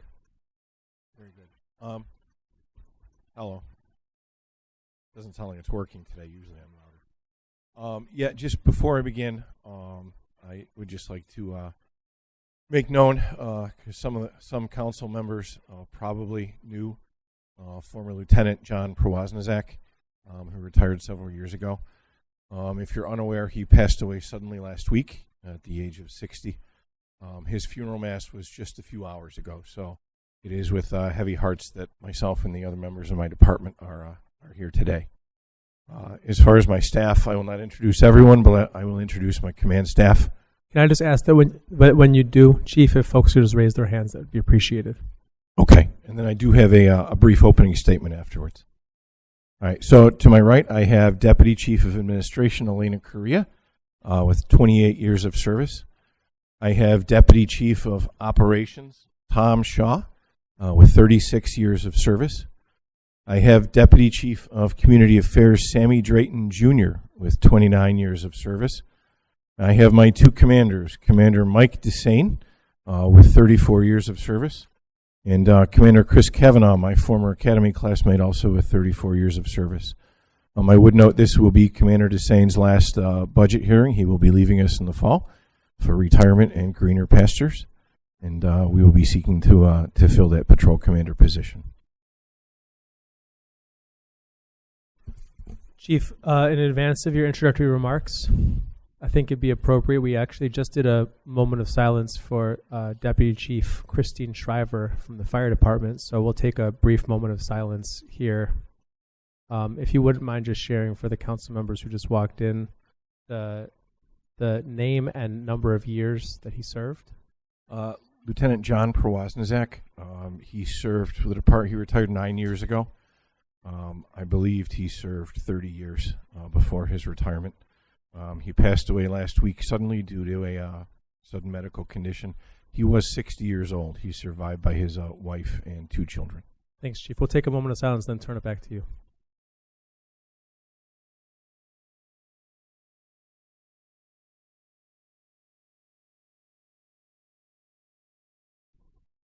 Thank you very much, and thanks for bringing that to our attention. So, Chief, tell us what we need to know as we examine this year's budget. So, this budget is submitted with the structure of the Rochester Police Department fundamentally unchanged, with all of its units intact, although all of the units are not fully staffed, as I'm sure everyone is aware, due to our staffing issues. The department is, and has historically been budgeted for approximately 723 sworn positions. I am on record as explaining that our ideal number is actually around 40 positions less than the 723. But the surplus does allow us to maintain more consistent staffing by alleviating the issues caused by the lengthy recruitment and training process, which my team and I have worked on the past 4 years, trying to streamline as much as possible. This staffing level that we're currently at was arrived at after, as everyone remembers, we did a reorganization in 2023. We've went over the numbers many times for that model as how we arrived at the staffing, so I'm not going to go into the details on that because it is a bit lengthy. Obviously, we have it. We can answer questions as to how we got to that.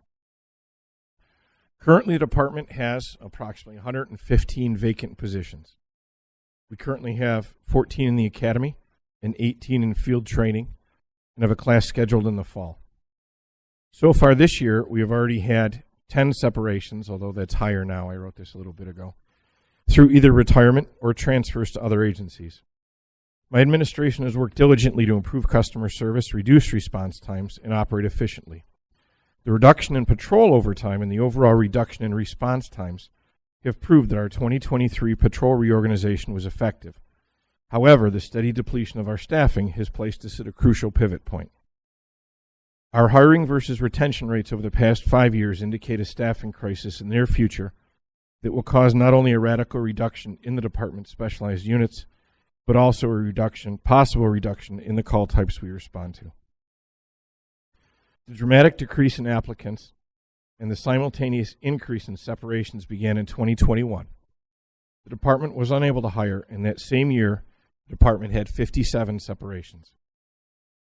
It is important to note that the hiring landscape for urban police departments has been on a slight decline before 2021. But the unique circumstances of 2021 were a blow. We currently have 606 members. Therefore, 54% of our members will be eligible to retire within 5 years. During the next 5 years, 329 of our members will be eligible to retire. During the last 6 years, 109 more people have left RPD than have been hired, an average of 18 more departure each year than hires. This is despite significant recruitment efforts, which we can speak to, which indicates that there is not the interest in law enforcement as a career that there once was. If the trend continues, 18 more departures than hires, by 2030, we will be at 516 sworn members of the department. These numbers will force the police department to shift our staffing to carry out our core mission, which is responding to 911 calls. The patrol division requires at a minimum 363 to carry out its core mission. That would leave a total of 163 positions for not in patrol. That is all of the investigative units as well as all of the support units. In order to accomplish this mission, answering calls, and to maintain acceptable response times, the following units, already most are only partially filled, through attrition will become unfilled. The mounted unit, the traffic enforcement unit, crime prevention officers, the special operations team, the hostage negotiation team, the scuba team, and the bomb team. On the investigation side, moving forward, I have already placed a hold on detective promotions. The following units will be impacted. The criminal investigations section, which currently has 2 vacancies. This unit is also responsible for the non-fatal shooting initiative. In the long term, closure rates for NFS, which are at an all-time high, will diminish. The special investigations section currently has 1 vacancy. This unit is responsible for narcotics enforcement and long-term surveillance operation. Productivity has already been affected by vacancies. This would be the first investigative unit that where I forced these members would be placed back in uniform on patrol, as they have no investigative functions regarding responding to crime. They were a solely proactive unit. The other investigative units investigate crimes that have occurred, as I said, non-fatal shootings, homicides. Major Crimes Unit currently has 2 vacancies in the Special Victims Unit. The Homicide Unit itself remains fully staffed but I do not foresee the ability to maintain this, and future vacancies will not be filled. Police officer workload can sometimes, and has been in other cities, reduced by eliminating certain call types. Nationwide, there are departments who no longer respond to certain lower level calls for service. Other departments have responded with increased civilianization of their units. These are also options that we are working with City Hall, at least on the civilianization aspect. And that concludes my opening statement. Thanks, Chief. Just as a note to my colleagues, we'll be doing the same thing we did during fire, just opening it up to the entire section and going down the line. We'll start with Council Vice President and come down in a moment. But I do want to respond to what you just shared first, Chief. I think that was a very clear and stark way of putting what we see in front of us and what the realities are going to be if recruitment trends continue to be where they are. As you noted, this is not just a Rochester issue. This is a issue across the country. And I'm curious, do you have any, if you had a magic wand, what would be different? What would you do differently? What could we help with? So, well, first of all, I know last I was here, there was a question asked, discussed about Buffalo and Syracuse. I've done a little research. Neither Buffalo nor Syracuse is fully staffed. They continue to face the issues that we do. There are a number of things that can be done that we have already done. The International Association of Chiefs of Police came out with recommendations a few years ago. We have followed every single one of those recommendations, with the exception of lightening up on the drug policy, which I'm not going to lighten up on the drug policy for the RPD. We continue to look nationwide and see what other agencies are doing. There does not seem to be any magic fix for this. We are encouraged by the fact that the most recent test, we did have, how many did we just do? 350. That's 56% higher. So we are encouraged by that. We are encouraged by the fact that we are seeing lateral applicants. Not only from other agencies in the state, but some other agencies in Monroe County. Historically, RPD was always the place everyone wanted to work. People came from the towns in the county to work for us. It hasn't been the case of late, but I'm hoping this is the start of a trend where people want to come back and work for the varsity team. Thank you. I will reserve my questions till a bit later, and we'll start with Vice President Harris. Thank you, Chair Gruber. Thank you, Chief Smith, for you and your staff for your dedication to our city. And I will offer my condolences to you and your staff for the recent loss of your comrade. This budget, does this budget address unique ways to improve responses to 911 calls? And if so, could you talk to us about how? I know you gave us a brief description, but can you drill down on some more specific? So, yes. So, short of looking at, again, call types that we respond to. So, just to put an example out there, and let's be clear, we are not right now looking at addressing call types. But a good example would be there are agencies across the country who have decided they will not respond to automatic burglar alarms. They will only respond to a burglary in progress if there is a citizen calling and there's an indication that it is a burglary in progress. They don't go to alarms. There are agencies across the country who no longer go to motor vehicle accidents if they are property damage only. Some have civilian entities that do that. Some simply tell their citizens to exchange information. New York state law only dictates that reports are done if there's over $1,000 worth of damage. However, with today's cost, almost every motor vehicle accident does have over $1,000 worth of damage. As far as the rest, I mean, it's math. We receive a certain number of calls every shift that we have to respond to. The magic number to remember, as I said, is 37. The city is divided into 37 car beats. We staff those car beats. That means at any given time there are 37 officers working in patrol. Just because I'm not good at numbers, I'm going to round that up and I'll say, let's say it's a good day. We have 3 extra. We have 40. So you have 40 officers. They respond in 2s to priority 1 jobs. Sometimes, admittedly, they respond in 4s. Sometimes they respond in 6s. Again, to keep it simple, we'll say they're all responding in 2s. So that is 20 priority jobs. When you divide that by the 4 sections, that is 5 priority jobs per section, and then we're done.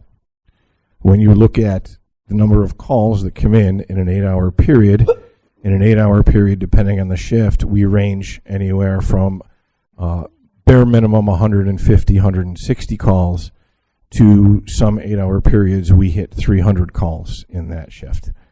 Other than adding personnel to that, and amazingly our response times, and again it's due to our reorganization, our response times actually did improve after the 2023 reorganization.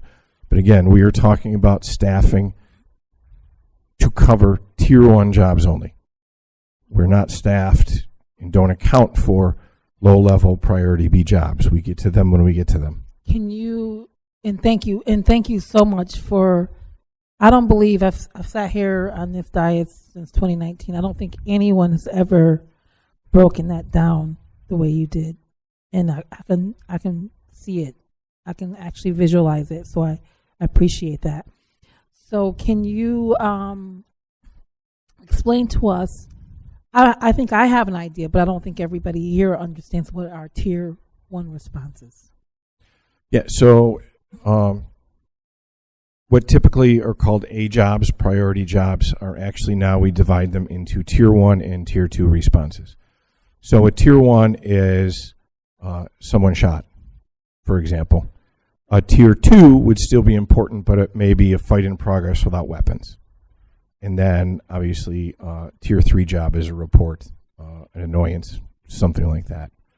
And again, so we have, I have the sheet. I think I hold over 63 vacancies in patrol right now. We have been spreading the vacancies out as best we can through some of the specialized units. But again, patrol is the entry-level position. That's our core function. So what happens is if I can't sustain, the first folks that normally work in uniform that will go into calls for service will be the 12 remaining crime prevention officers. After the 12 remaining crime prevention officers go into calls for service, then the other uniform units that we have would be the traffic enforcement unit is a uniform unit, the mounted unit is a uniform unit, the tactical unit is a uniform unit, and again, the tactical unit especially does very high-level apprehensions. They're the ones that take our homicide suspects into custody. They're the ones that help us take our prolific shooters into custody. If I put them into calls for service, we again lose a tool into focusing on violence.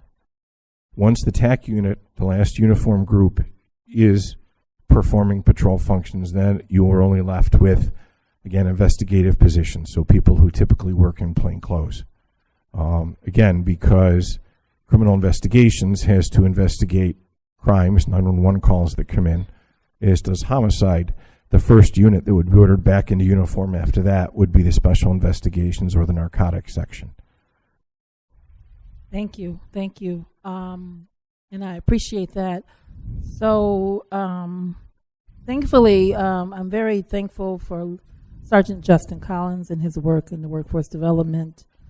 As you know, I sit on the National League of Cities Public Safety and Crime Prevention Committee with various other politicians across the country, and we were able to push out what you guys do to them and recognize it. It's a model that can be used across the country, so it's actually refreshing to see that that model is helping our city and helping our ranks. I just want to say to you guys is just, we appreciate your service, and often it's not always communicated in the media. I think that people stoke flames that doesn't need to be stoked. So as a first responder, I want to say thank you to all of you men and women of the law enforcement. We honor you and we appreciate you, and I respect your work. And sometimes we may not always agree, but we need you. So with that being said, I'm going to ask my final question. I'm going to yield. Last year, your team shared with us a new strategy that you're going to focus on Jefferson Avenue. That's my district, and Jefferson Avenue has been a challenge since I was a little girl. I'm in my 50s. So to take that focus and look at Jefferson Avenue, can you provide an update on that project? And in that update, can you also tell us what's the next steps? So I'm going to ask Deputy Chief of Community Affairs Drayton to cover that. He's heavily involved in the P&I project.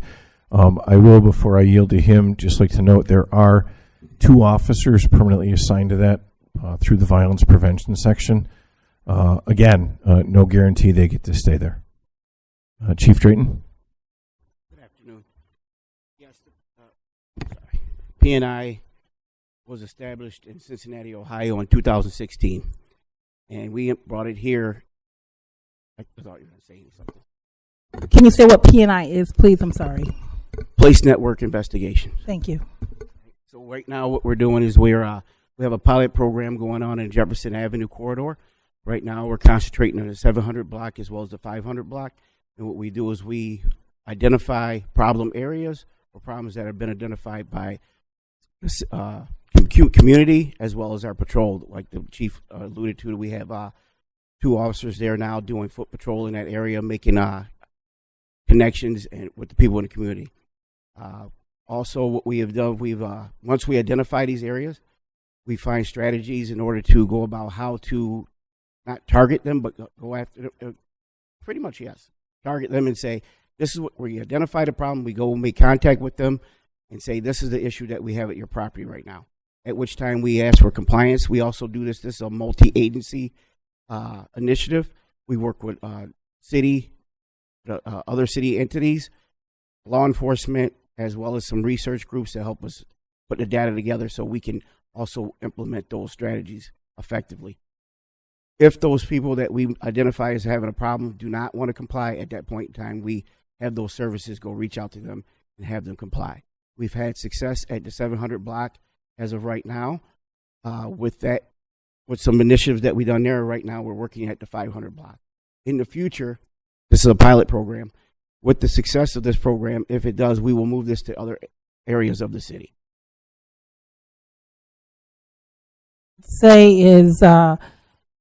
Do you know the sustainability of after you've been there? Based on other cities, how long do you think that will sustain? The work you've done will sustain and remain that way? Okay, that is going to be affected by how fast we establish fixing that issue in that area. This isn't just a Band-Aid that we're going to put on and then walk away. That's why we're doing this initiative. We plan to stay there until we fix the problem. Okay, so this is good news. And I'm excited and I'm optimistic. I also would like to ask: is it possible you can share that data with us? Any data that you can, without compromising what you're doing with the council. And then I finally would like to say is if you can just keep us updated as to, are you able to provide maybe twice a year update or the next update on what your next steps are, so we can keep an eye on that and tell us how we can support that work. Certainly. Yeah. I'll yield. Thank you. Yes, the first question was, what was your first? I'm sorry, your first question. Can you share that data? Okay, at this point in time, I do not have the data, but I will be able to share that to you at a later time. Yeah, and then how can we support your work, and then can you provide a cadence of when you can share data periodically? I will be able to provide you a cadence with that. Thank you. Yes. Well, thank you, Chief Smith. I wanted to say that overview that you gave about how officers are dispatched and the level of officer and all of that was very helpful. When you are a tax-paying citizen in the city of Rochester, the only thing that you really care about is when you call 911 that someone responds. But us understanding the background behind that, I think provides us the ability to extend even more grace. So thank you for sharing that. And if that could be continuing education for us so we understand the constraints within the department, that would be very, very helpful. In two different sections, both fire and police, there was reference to deadly aggressive behavior. It's referred to as acts of deadly aggressive behavior, or ADB, in the fire section. I'm curious as to what it actually is, and I'm also curious if we've seen in the city of Rochester an increase in deadly aggressive behavior. So that is what formerly used to be termed as an active shooter event. It's a change in semantics. Fortunately, no, we have not. Awesome. In the KPIs on page 16, KPIs 16 and 17, there are opportunities for community engagement. And I believe it says community-led meetings as well as outreach events. There have been a decrease in them, but I am more curious as to what does this all entail? What are the community-led meetings and what are the outreach events that the department is hosting annually? So a community-led meeting would be the 19th Ward Neighborhood Association is having a meeting they invite us to attend. We will send a crime prevention officer or someone from the neighborhood service center typically. In the past, we would sometimes send someone from the neighborhood service center, maybe someone also from the patrol section. But again, due to overtime constraints, we're taking a look. So between the two, there will be a representative from the department at each meeting if requested. It's not necessarily going to be for one or the other. It will depend on hours that folks are working. And then outreach events are events that we generate. For example, the TIPS event that we do in cooperation with Camp Good Days and Special Times would be an outreach event where we participate in it. We invite members of the community to come in. Okay. So the department themselves are not hosting community types of meetings. It's more of you guys being invited. Yes. So each section captain or NSC lieutenant still has a PCIC meeting every month, which is the Police and Citizen Interaction Committee. I still have Chief's PCIC every month, which is largely made up of the leaders of all the neighborhood associations. Got it. Okay, thank you for that. I'm also grateful for the explanation around vacancies. It's helpful for us to understand that. I know you mentioned that both Buffalo and Syracuse were experiencing very similar vacancies. I'm curious if we could get some data on just what those numbers actually are. If we are short 115 positions, how do we compare to Buffalo and Syracuse if someone can provide us with I can get the exact numbers, but I have a ballpark idea because I just looked these up. Syracuse is about half our size department-wise, so they're around 400. They have about 40 to 50 vacancies, so again, on par. Buffalo is slightly bigger than us. They're over 800 sworn, and they're down just under 100. Just under 100. Got it. Okay, great. Thank you for that. I'm also really grateful to have the recruitment strategies that were outlined in our companion document. I was looking at page 193, 194, which my colleagues would have. You probably wouldn't have that. I am really interested in the SMART and SMARTY goals that talk about building a volunteer team of 100 to do door-to-door canvassing. It feels like that this is similar to some of the civilianization, I think was the word that you used, and in terms of being able to fill the gap that you have with the vacancies, but also being able to recruit folks who are reflective of the community and just, fill the gap, period.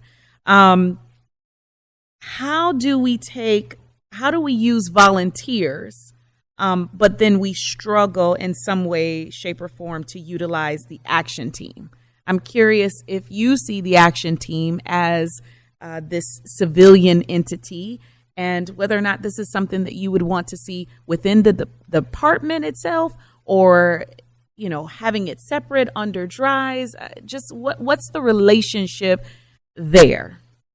So I'm sure since there is a pending PERB action against the action team with the Locust Club Corporation Council would caution me. I will simply say there are multiple departments across the country that have civilianized different positions, again, nationwide. As far as our action team, it's a City Hall initiative, not a police department initiative. And like I said, there is currently a PERB litigation. So I'm not sure if I can say more than that, Patrick. No, I think you can say what you said, but yeah, the action team is right now, as the chief said, a City Hall initiative that are doing some important work, as you heard in the 911 conversation earlier on, that once we get a definitive answer on how we proceed from there, that will better inform that question that you hopefully in due course. Great, thank you. Well, I anticipated that response. Did you have another? Yeah, just in regards to the, we have training upcoming next month on the 100 door-to-door canvassers that you were asking about. And I can also say, I mean, I have Sergeant Collins here. He could certainly come up and talk about recruitment for a long time.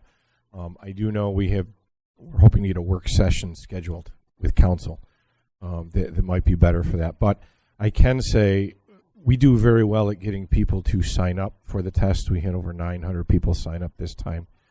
The issue is keeping them engaged and getting them to actually show up and sit for the test. So typically for every phase, we lose about 50%. We get 900 to sign up, and we constantly try and stay in communication with those folks. Hey, are you still coming? Come to workforce development on Sundays. Stay engaged with us. Get them to show up. Out of that 900 or so that signed up, about half did show up and sit for the test. And then, like I said, out of that, we've invited 356 to the agility. We will probably lose 50% there.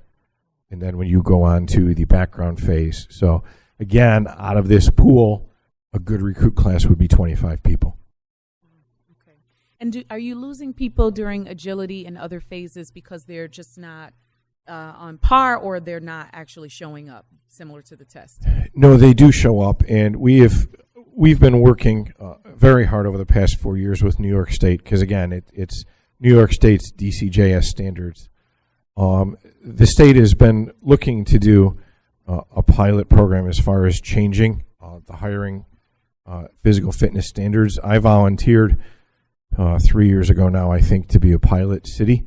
They're telling me they're still about a year and a half away from maybe even getting there. What we have done is we have given folks an opportunity to take it twice. So if you come and you don't make it, we give you a prescription. We invite you to come on Sundays and work out with us. And then you get to do it all again in 30 days. And I mean, again, it is push-ups, sit-ups, a 1.5 mile run, and you have 30 days to get yourself in shape. So some of it does just baffle me. Got it. Okay, well, thank you for that. You know, as I mentioned before, I sort of anticipated the response that I received about the action team and can appreciate that. I do hope that in collaboration with the City of Rochester, with the Locust Club, with this department, that we can identify ways to, you know, create this civilian entity to close this gap so that we can have people going out responding, whether it's a uniform officer or whether it's a trained individual. I also do believe that the action team can function very similar to the protectives, the way the protectives serve for the fire department, as a recruitment unit, especially given the fact that we are struggling around recruitment. So I just wanted to say those things on record. And then the other piece that's important for me to continue to say over and over again on record is that residency is very, very important when we're talking about using our city as an economic ecosystem. Having these middle-class jobs live in the city of Rochester is crucially important. And so I am hoping that this is something that we can continue to talk about and create opportunities for people to serve, live, work, and play in our community.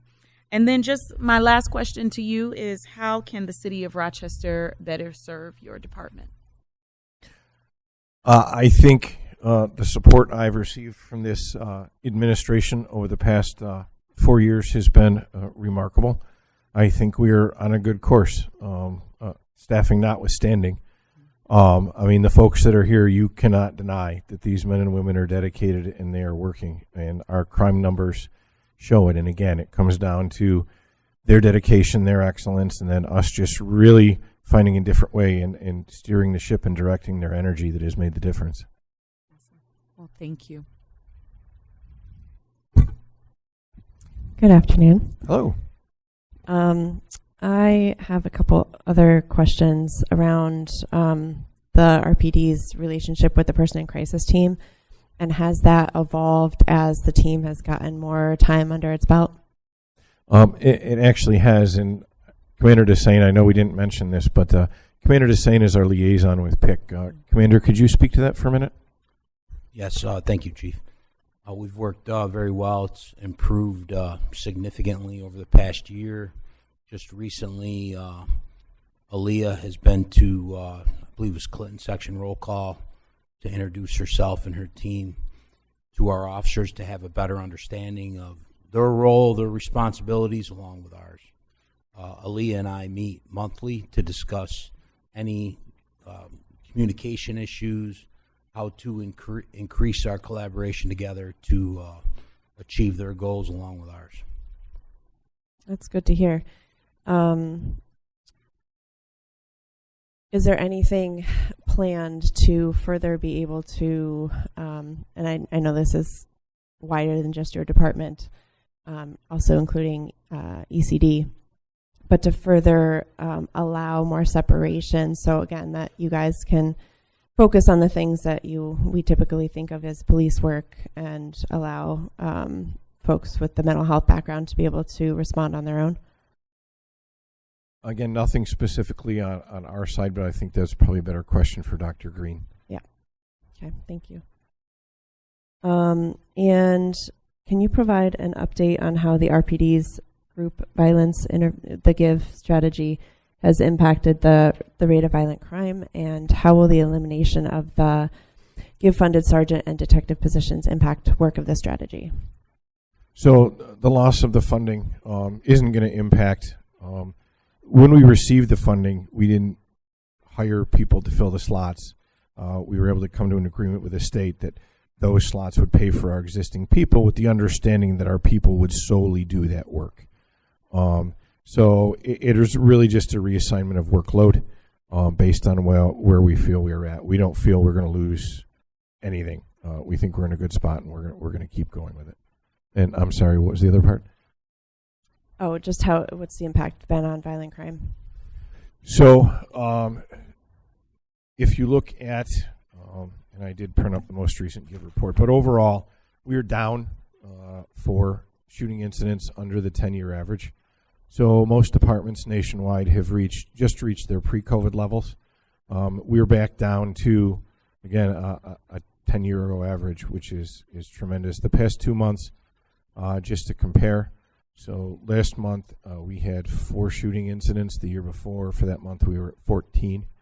And again, I can provide the GIVE reports and all the numbers, but overall for shooting incidents, we're down 46 to 50%, depending on where you look at it. The non-fatal shooting unit, non-fatal investigations, is at almost a 50% closure rate, which, if you remember, when we started this exercise a few years ago, they were at 14%. So just tremendous work. We are actually looking at making it is a full-time unit, but we're looking at restructuring it so that it's more of a permanent. We did it as a pilot. We want to move it from pilot phase into permanent phase with the next budget cycle. We're going to be starting to work on that as soon as we're done with this budget cycle. Okay, thank you.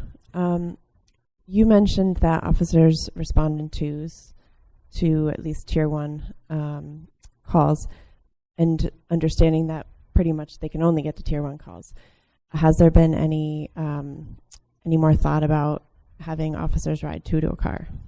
So officers can ride 2 to a car at the section captain's discretion, and most of the section captains leave it up to their platoon commanders. So it is on a case-by-case basis. There's no prohibition against it. You'll see any variety out there on any given day. I don't feel that from my position on the 6th floor I have enough direct knowledge to say on this given day Clinton 3rd is all going to ride 2-badge or not. So we leave it up to the commander. So you'll see a variety depending on what the missions are for the day. And like I said, some days they may have 1 or 2 extra and they may want to run that as an extra proactive car, or they may opt to run a single person report car, which is a person whose only job is to go around from B job to B job and try and grab the reports.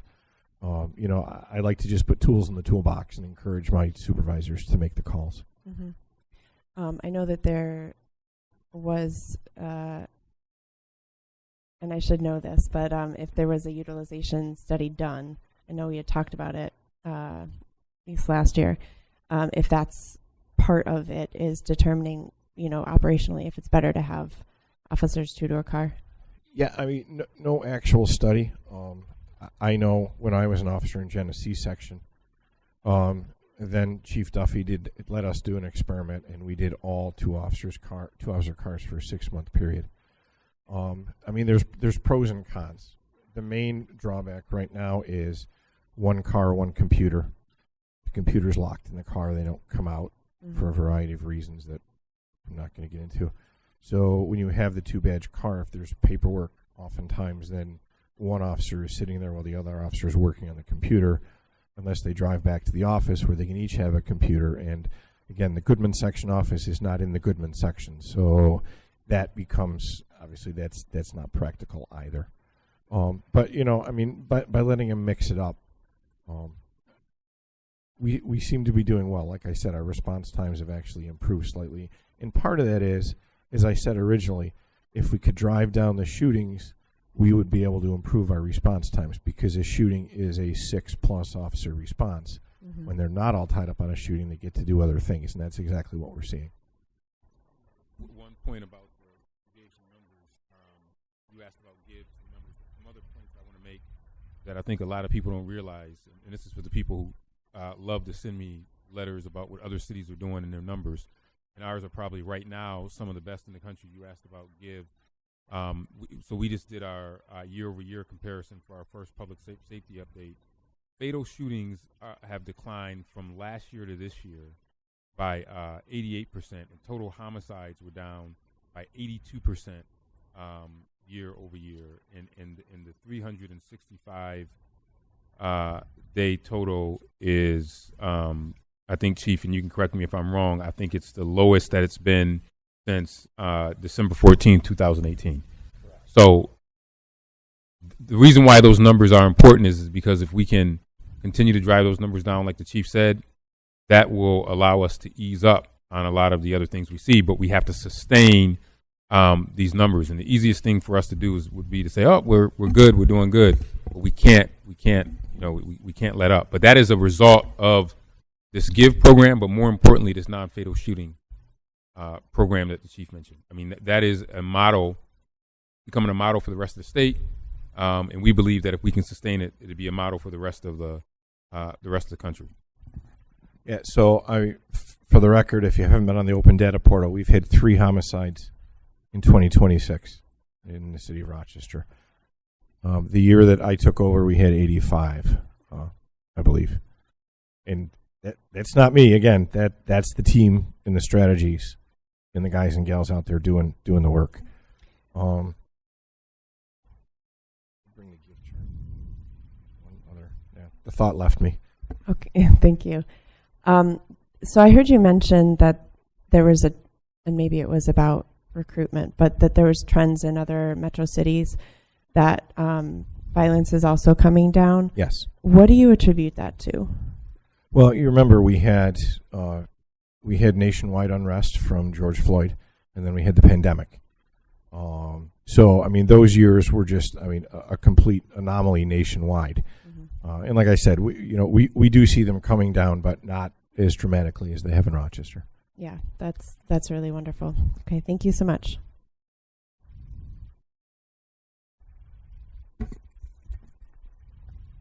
Good afternoon, Chief. Hello. Thank you all for your service to our community. want to start by asking some questions about the department changes in terms of shifts. Okay. So I looked in the book, and I heard you say in the opening that essentially most of the department is remaining intact. I did notice that the tactical section looks like all have moved or migrated to special operations. Yeah, so that was a shift.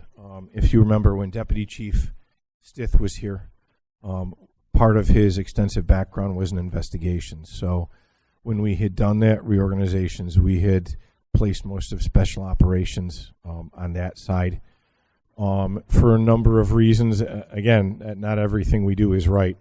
The workflow simply didn't seem to work. So for that, what we did is we put special operations back under commander, back under the deputy chief of operations, which is the way the department had been organized for many years previously to our 2023 experiment. So the patrol reorganization remains. As I said, it's been successful. But some of the other, again, it's shifts on paper. The units are there. Their command structure is just different. Got it. So tactical unit is just in special investigations, but it's not eliminated. Correct. So basically you have under Deputy Chief of Operations Shaw, you have Commander Dessain who runs patrol operations, and then you have Commander Kavanaugh who runs special operations, which is investigations, the tactical units, and then Chief Drayton, who has his calendar full filling in for me, runs community services and picks up what I can't on my calendar. Got it. I want to thank you for restoring police lieutenants in each NSC. That's been a tremendous help on the ground. I did notice also in community affairs, and I'm assuming this is about patrol and filling patrol, but there was a reduction from 62 to 28 officers in community affairs. Is that strictly patrol, or what does that look like? So community affairs, I believe on the books, we still have 19. We're currently at 12, so 7 vacancies. Don't anticipate filling them. But the NSC lieutenants will remain. There is going to be Captain Mira here. Sorry to let the cat out of the bag. The department knows it. Captain Mira is retiring in July. That is not a vacancy that I anticipate filling. So it will be Chief Drayton and then the 1 lieutenant each neighborhood service center. Understood. Okay. I do want to commend you all on the violence reduction strategies. I know that it's a team approach. Certainly we have the Office of Violence Prevention, Pathways to Peace, other programs and services that we also would say attribute to that number, but the amount of guns that have been taken off the street in the last couple years, as well as just the emphasis and the focus, the strategy has proven to be effective, and I'm grateful to see it continue, and the gun violence intervention being a part of this administration's continued strategy. I do want to ask a little bit about some of the recent issues, such as, fights at festivals and things at the beach. Obviously, we want to do preventative type work with Pathways to Peace and other types of organizations to do interventions, but can you give us a sense of, in terms of the budget itself, how resources in this budget address issues like that? Well, I can say, in the instances we're talking about, for example, the Lilac Festival in Charlotte, budgetarily, those all come out of the overtime budget, special events primarily, and they are non-reimbursed. So although the Office of Special Events runs it and the overtime is assigned through the Office of Special Events, we are not reimbursed for the Lilac Fest. We are not reimbursed for the Jazz Fest. So all of those come out of my overtime budget, and that's why, if you notice, there is an adjustment in the overtime budget on the special events side. The other thing that caused the rise in the anomaly is we struggle still with addressing quality of life issues. Parcel 5, the transit center, the festivals, as you mentioned, which, quite frankly, a lot of those issues can be taken care of simply by having an officer present and an officer visible. Last year, we started having an officer at Parcel 5 for the ATVs, for the issues with the fights, the crowds. It was a tremendous success. It's also tremendously expensive. The Parcel 5 detail this year, we've reduced it by 50% and adjusted the hour coverage, so it's 4 hours a day instead of 8. We benefit tremendously from having 2 officers at the transit center, not only to keep the peace for visibility, but the transit center is a very high calls for service driver. So if those officers were not there, that beat car would spend all of its time at the transit center, and the rest of that car beat would suffer. Chief, just a comment there. That Sure. That is reimbursed, correct? So Or historically, part- that has been half RTS and half out of my budget. RTS has been told this year we will no longer be funding our positions, so I am waiting to see their response to the contract, if they want to adjust hours or exactly what they want to pay for. But my officer out of my budget is done. Got it. I want to jump to recruitment and echo some of your comments earlier that I think we have, and actually I think Vice President might have mentioned this too, we have some of the most robust strategies in terms of trying to get to young people and encourage them to be part of the police department. One of the things that I've kind of uncovered or understood also as a challenge beyond some of the testing and the civil service is that it seems like other departments, for whatever reason, are able to move quicker than us when we have a recruit in the pipeline. Could you maybe talk through some of those barriers for us so that we can understand them? Because it feels like it's a issue. I'll just use the sheriff's example. The sheriff department seems to be poaching potential candidates from us. So could you kind of talk through some of the nuanced differences for us? Yeah, actually, Sergeant Collins, do you want to come up to the podium? I'll let Justin address that. But I will say some of the laterals I have in the pipeline are from the sheriff's office. Well, that's good. We should get more laterals.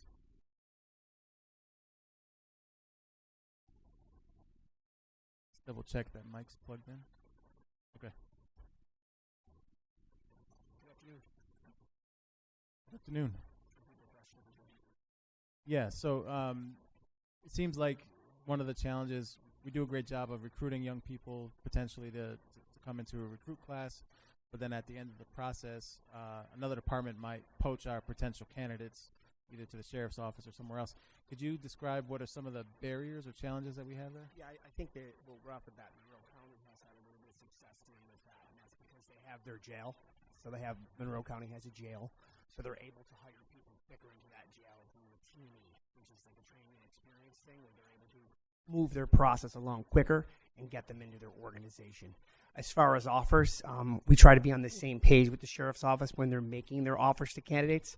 Sometimes they may jump the gun before we can get that offer into them. But we've taken some steps on our end to bring them in as public safety aides early, so that we can kind of get them into the city's pipeline before they are taken. But yeah, I mean, it's just a matter of getting that offer in quicker. The sheriffs definitely have an advantage with having that jail as a pipeline to get, because I think the jail process is right now like 2.5 months to 3 months. They can hire them very quickly, whereas our process is about 7 to 8 months. Oh, wow. 7 to 8 months from Yep. From what point? So from the point that someone would sit for the police exam, to go through the physical agility, to go through the background steps, but some of that we're waiting on scores back. Some of that is not in our control, whether it's time that we can get scheduled with the psychologist. There's a lot of pieces in there, even though in the last 4 years we've made a lot of shifts to try to improve that. It's still a battle that we're facing. Okay. Thank So, you. Justin, can you just touch on how before it was a very linear process, step 1, then step 2, and how now, again, we've condensed it to try and get through that? Sure. So, I mean, we're bringing folks in for a PT exam within a month. Before you take your written exam, and you literally wouldn't know if you wouldn't hear back from them for 4 or 5 months. It was like a guessing game. Now it's very clear. The last 5 processes, it's within a month we are having a physical agility test, and it's coming. Chief hit on that additional physical agility test, which we have a month later, which is another opportunity. With the adult program, the workforce development program, we're able to keep tabs on candidates and keep watching them and pushing them forward so they don't just trickle away. I mean, there's just a lot of noise. So your average candidate is getting distracted and maybe has interest in coming to the RPD, but when they don't hear from a certain agency, they disappear. We feel like we've been able to cut through a lot of that noise by bringing in candidates and keeping tabs on them. So yeah, that's working out really well for us. I think another thing that's very important, and for a long time, you know, everyone's heard of Explorer Post, everyone's heard of teen academies, but I think I've been in this department for 23 years, and those programs were kind of looked at as almost like PR programs. They were cute, they were important. They're absolutely critical to this organization to invest in young people and genuinely invest in young people. We have an Explorer Post. It's 14 to 18 years old. There's 23 people in it. We got 64 more applications. The officers that are running that program for us are doing an outstanding job. But it's got to be genuine and it's got to be consistent. Right now we have a waterfall of people that are retiring at 20 years. We want to reverse that waterfall. To your point, Councilwoman, talk about folks in this city and investing in this city. We're reaching out to the new American communities. We're reaching out to folks from African American, Hispanic communities and investing in them early. If they're part of these programs early, we keep them engaged. That waterfall is going to become a reverse waterfall where we will have people from this community who've been brought along and will eventually be Rochester police officers, Rochester firefighters. But it's that investment with the youth. It's being patient. We'll fix what we have now. We'll continue to improve. As the chief mentioned, we're encouraged by the jump. I think it's 25% since the fall exam that we've seen a jump, and from spring, 52% jump. So we hope we see those numbers. We made some strategic moves to get them there. We hope we see those numbers improve, but that youth investment. Our Teen Academy launches August 3rd through the 7th. We really want to go all in on bringing these young people along that are from this city to one day become Rochester police officers, but it takes genuine engagement and investment and really understanding those programs. Thank you, Sergeant Collins. Thanks, Chief. And just thanks, Justin. Yep. In workforce development since its inception, the subsequent recruit classes have been the most diverse recruit classes this department has seen in a long time. And besides the diversity number of city residents that it actually is attracting. And then one more thing in reference to the county. The county, for the sake of hiring, has loosened or lowered the standards they will accept on the psychological exam. So they will take people who, by our standards, have failed the psychological exam for road patrol in the county. Two more things. I can't sit here and not address the scare of the next 5 years. And I think you said 56% being eligible for retirement. Question I have, I know that we have seen a trend of officers retiring younger and younger. Used to be that you try to get to 30, now it's 20. In terms of any potential opportunities to attract officers back from retirement, I know that in other cities, in other circumstances, there have been things like waivers or other incentives to try to recruit. And has the department looked at that? Is it something that we need permission from the state or somewhere else to do stuff like that? Or what's the process for those kind of things? So we have the ability to bring retirees back in some functions on a part-time basis. It would fall under the public safety aid part of the contract. However, the current collective bargaining agreement stipulates a number that I can have based on the number of staffing. I have to maintain a certain number of staffing in order to have those PSAs. We've actually been in violation of that contract since I was interim chief, and they just haven't really held our feet to the fire. Well, they know it.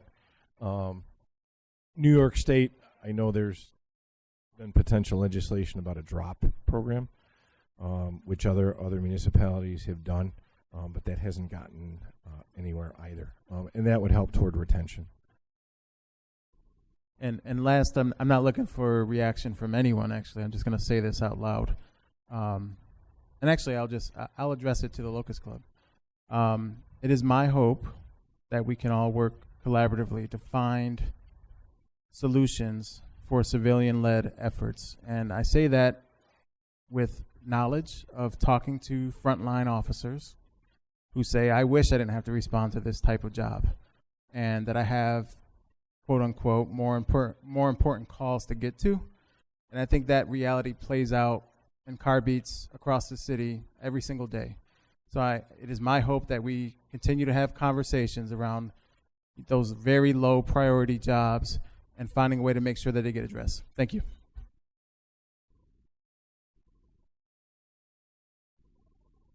First of all, sorry for your loss. Thank you. Thank you. So my first question is around the RPD discipline data portal. Who updates it? I believe we do that through Corporation Counsel. Patrick? Commander Desane was distracting me. Can I hear your question again? Nope, you missed a shot. No, who's responsible for updating the RPD discipline portal?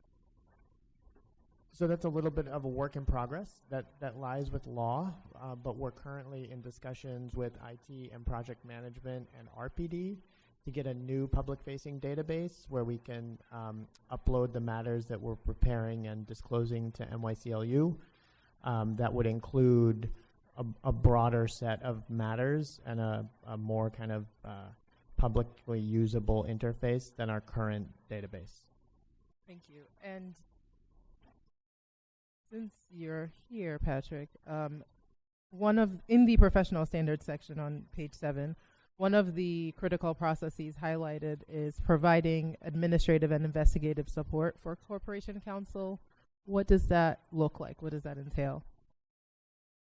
Page 7, critical processes. Chief, you want me to take that first, or you want to take it? I have to pull it up. I just found the page. Well, obviously, professional standards has to work closely with Corporation Counsel.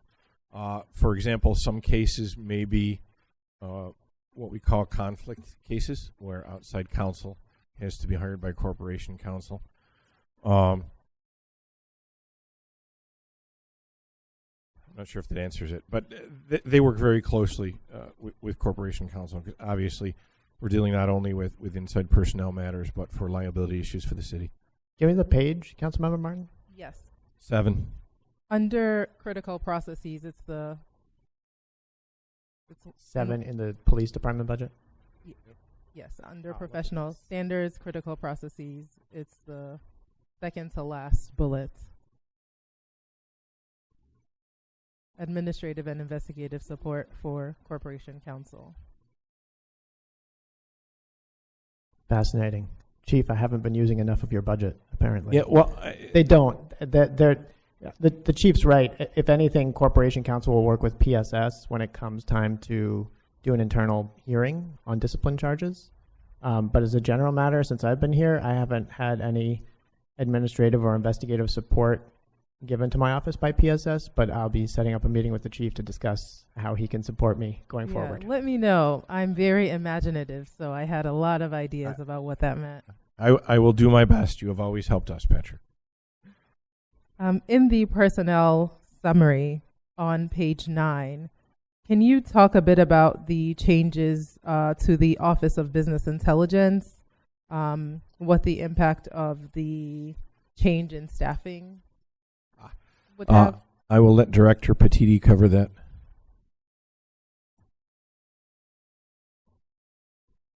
Good afternoon. Good Can you hear me? afternoon. Good afternoon. Oh, I can hear myself now. So there's a couple changes relative to ARPA funding that runs out at the end of this year. As you recall, we had 5 ARPA-funded positions back in 2022, I believe. We have retained 3 data analysts in those positions, and we eliminated 2 vacant positions that we had currently holding in OBI. Got it. So it's not really going to affect your work. You just eliminated vacant positions. Correct. Got it. Thank you. This should be in writing. There are variances in materials and supplies and operations and a couple of the other buckets. Could you provide in writing what materials and supplies covers? I guess a more itemized Sure. list. Thank you.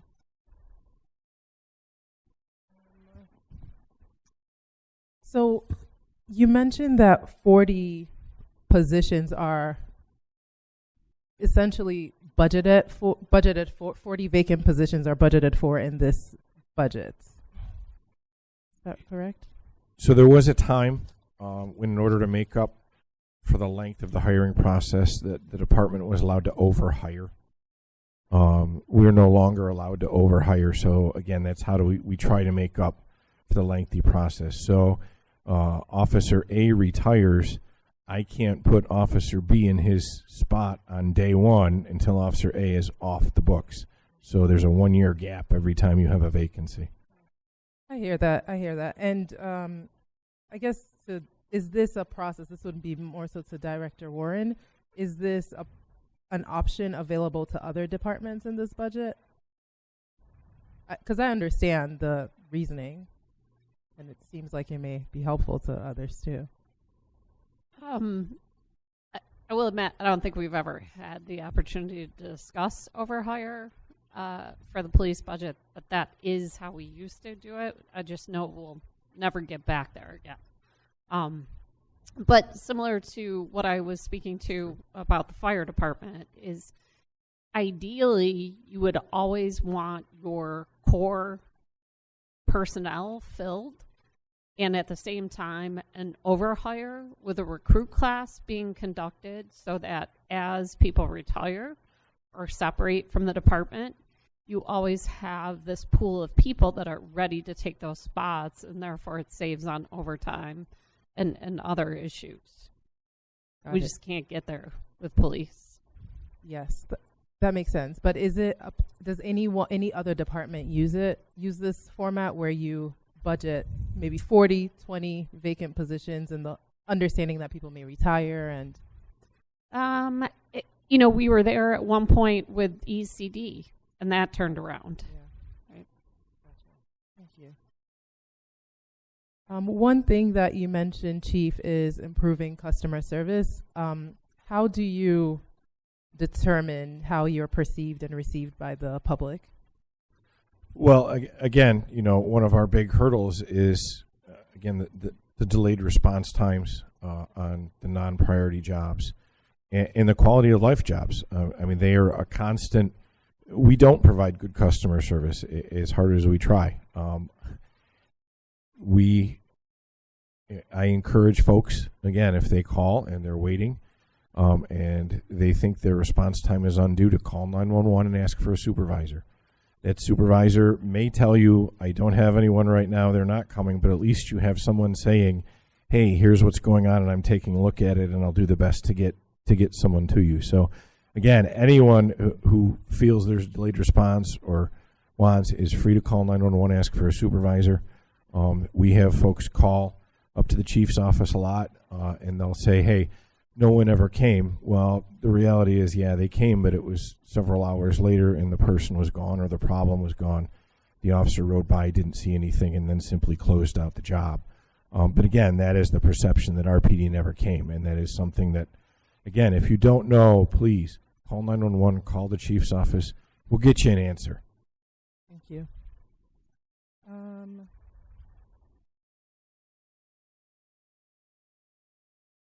I'm almost done. So you had a conversation earlier about fatal and non-fatal shootings, and that is on the decline. When you are calculating those, does that include shootings where a police officer, let's say RPD, the sheriff's, New York State Police, shoots someone? Yes, they do. Thank you. And could you provide that in writing, of course, details about incidents where officers shoot folks? Yeah, absolutely. So, for example, my 3 officers in December counted as shooting victims. It works both ways. Yes, absolutely. Thank you. How much money was spent on overtime in the 2026 budget, and how much do you anticipate would be spent on overtime in this upcoming budget? Oh, let me get to that page. I can get that back to you in writing. Yes, I figured you may not have it off the top of your head.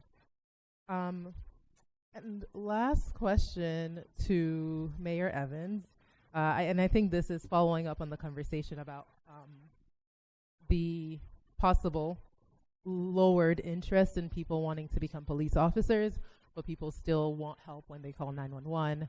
I guess, how do you plan to expand additional services in anticipation of, what may happen over the next 5 years? Yeah, I think this is a very good question too, because and it's funny you asked about customer service. One of the things that I've learned is that people want someone to come deal with their particular problem. And right now, all of us, most people are wired for it to be a police officer. And I mean, it could be a broken window. A kid was playing with a basketball, they broke a window. We may not see that as a major problem. I mean, no one died, no one got shot. It's a broken window. But if you say to them, the police got tied up, that's why they came 2 hours. They're like, we don't care that you're telling us that, Mayor. We want someone here now. So I think, we've talked about the action team. We believe, without going on and on, obviously we know we're in the middle of conversations related to that. We believe that is something that is primed and ready, in which you can get a report generated, get information out there, possibly mediate a dispute if it's between neighbors, and people still get that customer service and that response that they may need. And we can focus more on shootings, drug sales, other violent incidences that might be happening, and also preventative stuff, because the police department also does tons of preventative work that's hard to quantify. So I think that's a good first step. We have a good model, I believe. Currently, like I said, action is currently out of City Hall, right? But we think that we have a good model on how we could do that, particularly when you look at recruitment, because so many of these, what's one of the neighbor trouble or one of the highest calls we get regularly that are like nonviolent. What, like or Lord, I mean, all these things where if you have a conversation where if I wasn't mayor, if someone called me, I could go out and I could solve it, right? But it's hard to do that when you're down that many officers. But I think now we have the mechanisms to be able to address that in a way that we believe. I mean, we did 2 years of study on this, almost 3 years of study on this, and developed something that we think could be very effective in addressing that. And while at the same time being able to educate the community and provide still great service and solve the problem. So I think I'm hoping next year when we're sitting here that we'll have I know we'll have a answer soon on if we're on the right track and being able to do that. That's not going to solve all of our problems, right, but it's going to help at least with. I think it's going to help with response time. It's going to help with calls. And then it also allows us to be realistic about what we're going to be able to get from a recruitment standpoint. That's helpful. I did say that was my last question, but I forgot one, of course. The Police Accountability Board, and they are mentioned in this section on page 21. It mentions that there's a Police Accountability Board liaison, and the critical processes are listed. With the question about Police Accountability Board investigative powers being still figured out, what does collaboration look like around the exchange of data regarding policy and oversight research they're working on? So any requests continue to go through Captain Sweatman, who is the captain of my office, required by the charter, as a liaison. We've missed a few meetings because Dr. Leslie Meyer-Small has unfortunately been ill, but I meet with her on a monthly basis. And then anything that either one of us isn't sure about, we run through Corporation Council. But I mean, we have a few disagreements here and there, but I think we've been on the right path the past year or so with our relationship. Great. I'm glad to hear. So no issues with, and maybe this is a Patrick question, the king of data access issues. What's going on? Are they getting data when they ask for it if it has to do with policy and oversight? Yep. The process is basically as the chief just described. They go through Captain Sweatman, and Sweatman gets them the information. If there are questions about legal issues from either side, I usually am happy to speak with folks about that. So to my knowledge, it's going well. Also, I have an update for you on the prior confusion over the services PSS provides to the law department. PSS Lieutenant Barton reminded me that when the law department gets new claims in that have to do with police activities, we do go in the first instance to PSS folks so that they can get for us any police documents that we may need to understand the claim. So I believe those are the services at issue, and I thank them heartily for them. Got it. No, that's what I charge them. All right. Well, thank you all for your responses.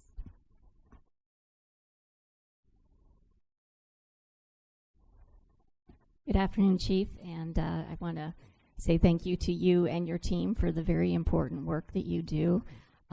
You had mentioned in December the 3 officers who had been shot during that domestic violence incident. A couple of other officers were shot during this fiscal year. Is that correct? And what is that total number? So the most recent was the officer who was shot on Dewey Avenue. That was in 2026. He was the most recent. He continues to recover. Last I saw him, he was in pretty good spirits. It's not something you come back quickly from, though. Physically, he's doing very well. Mm-hmm. The 3 officers in December, saw them all last night at our annual awards banquet. One has returned, although on administrative duty because we're waiting for the Attorney General's report, but is working in training. The 3 who were actually injured physically are doing very well. Emotionally, they're doing the best that they can, but as of now, it looks like all 3 will eventually return to work. And then before that, if you remember last year, we did have Captain Deercop who had the injury to his ear from the gun discharge at close range on Clinton Avenue. And is that for, just looking at this snapshot in time for the fiscal year, is that the highest number of incidents we've had with officers being shot? It has been during my tenure, yes. Okay, because obviously it was shocking and highly disturbing, and I am certainly glad to hear with those 3 officers. I know there was one of the 3 that was in the hospital the longest, and you all have certainly been keeping good privacy around the officers and the injuries, but I certainly want to extend my thanks and my sympathies, and I'm sure I do that on behalf of the entire council for the sacrifice that they've made. Thank you. Do we have a comprehensive policy for how we're addressing prostitution? Especially, we have a few corridors throughout the city where known for prostitution, and it is such a complicated topic because we're looking at sexual violence within the prostitution. Many people coming from trauma of sexual assault prior to becoming prostitutes. Addiction, and then we have runaways as well.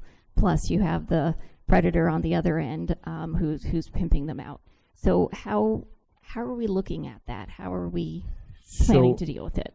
So we have a 3-pronged approach currently. So we do conduct periodic enforcement details. Again, certainly not as frequently as we used to. We will do them. They're human. The correct term now is human trafficking details. So what we will do is, in close proximity, is we will do one detail attempting to identify and arrest people who are selling themselves. And then within a short time, we'll do another detail attempting to identify and arrest people who are paying for them. The other approach, obviously, is outreach. These folks who are involved in the sex trade or selling themselves are doing so for a wide variety of reasons, but mostly it is addiction. Enforcement is not going to cure their addictions. It used to be we would have the ability, if we were going to do an enforcement detail, we could make arrangements with the judge, so the judge would know they were coming in the morning. The judge would be prepared to hold them, to have services ready, to get them whatever medical attention they needed, try and get them in. Quite frankly, we lost that tool when we do the details now, most of them have to get an appearance ticket. They're not going to go to court until they have a warrant. And even then, sometimes, I mean, believe it or not, we get arrest warrants that say issue an appearance ticket.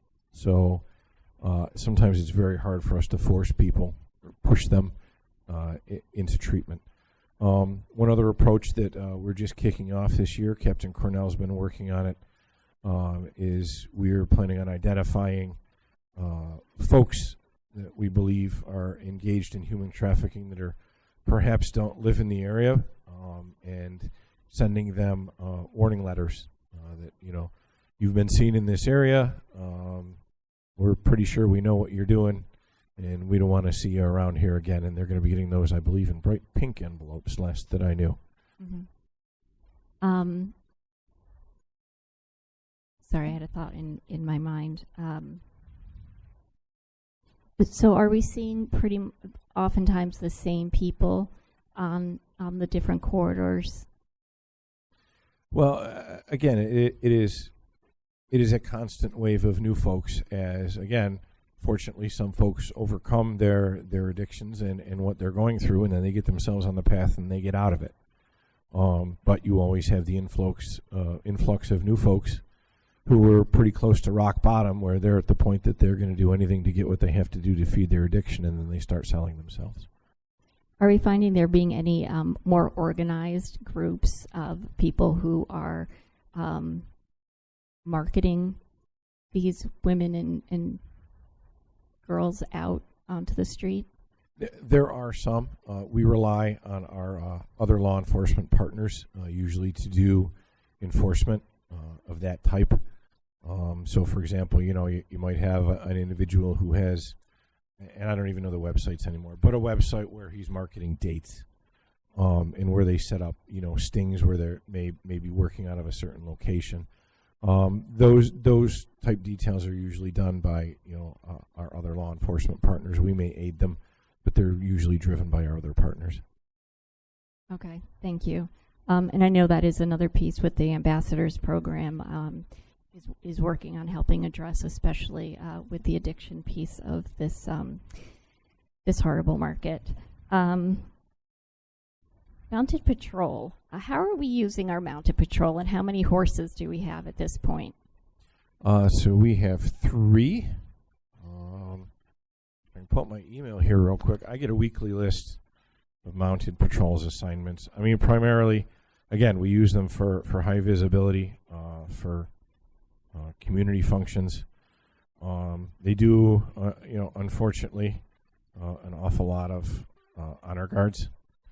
I mean, more than they should, you know, for funerals. So, for example, this week, Mounted had the funeral detail for Lieutenant Prewash. They did Take Your Kid to Work Day at the Federal Building. They have the public market on Saturday. And that's what but you have to remember, too, those officers are solely responsible for the maintenance of the horses. There are no civilian stable hands. So those officers come in, and besides having riding time, they clean the stalls, they do the feed runs. Other than a veterinarian who comes in to periodically check on the horses, those officers spend a lot of time on maintaining the horses. Are we using them for crowd control, such as did we have any at the Lilac Festival, or have we deployed them in Charlotte? No, we don't use them for crowd control. We did at one point, am I correct? I remember seeing them for July 4th. Yeah, we previously did. We don't use them in any of our crowd control models currently. Is there a reason for that? Well, we like to use them for community engagement. Again, it's when you have a tool that you have out using with disorderly crowds, and it's the same tool you want the children to go pet on the nose. It's kind of at cross purposes. Okay. I've just certainly seen Mounted Patrol in action at one July 4th. You'll see them there, but what you won't see is the technique that was used in the past and is still used by other agencies to take the horse and walk the horse sideways through the crowd to disperse it. You will not see that. Okay. Because that certainly is effective. And at that point in time, I know there is the difference as well that for mounted police, they're able to really review and see the entire scene as opposed to an officer who's down on the ground. Oh, absolutely. They have a terrific vantage point. Yeah, yeah, okay. How many officers do we have in the traffic enforcement unit? I believe we have 2 vacancies currently. I think we're at 5 or 6. We recently, the traffic unit is now small enough that we cannot sustain having a group on days and a group on nights. So the traffic enforcement unit solely works days at this point. Wow. And so they are simply doing targeted details as opposed to more randomly being dispersed about the city to catch Correct. reckless drivers and such? Correct. You know, they try and focus on our high traffic corridors, Lake Avenue, things like that they always have. We actually have 4 left in the traffic unit at this time. Plus a sergeant, but that sergeant also oversees mounted. Yeah, that would certainly be something that would be great to be able to have Right. broadened. Yes. So currently, any nighttime enforcement details, stop DWI details are all done through grant funding on overtime as we have grant funding available.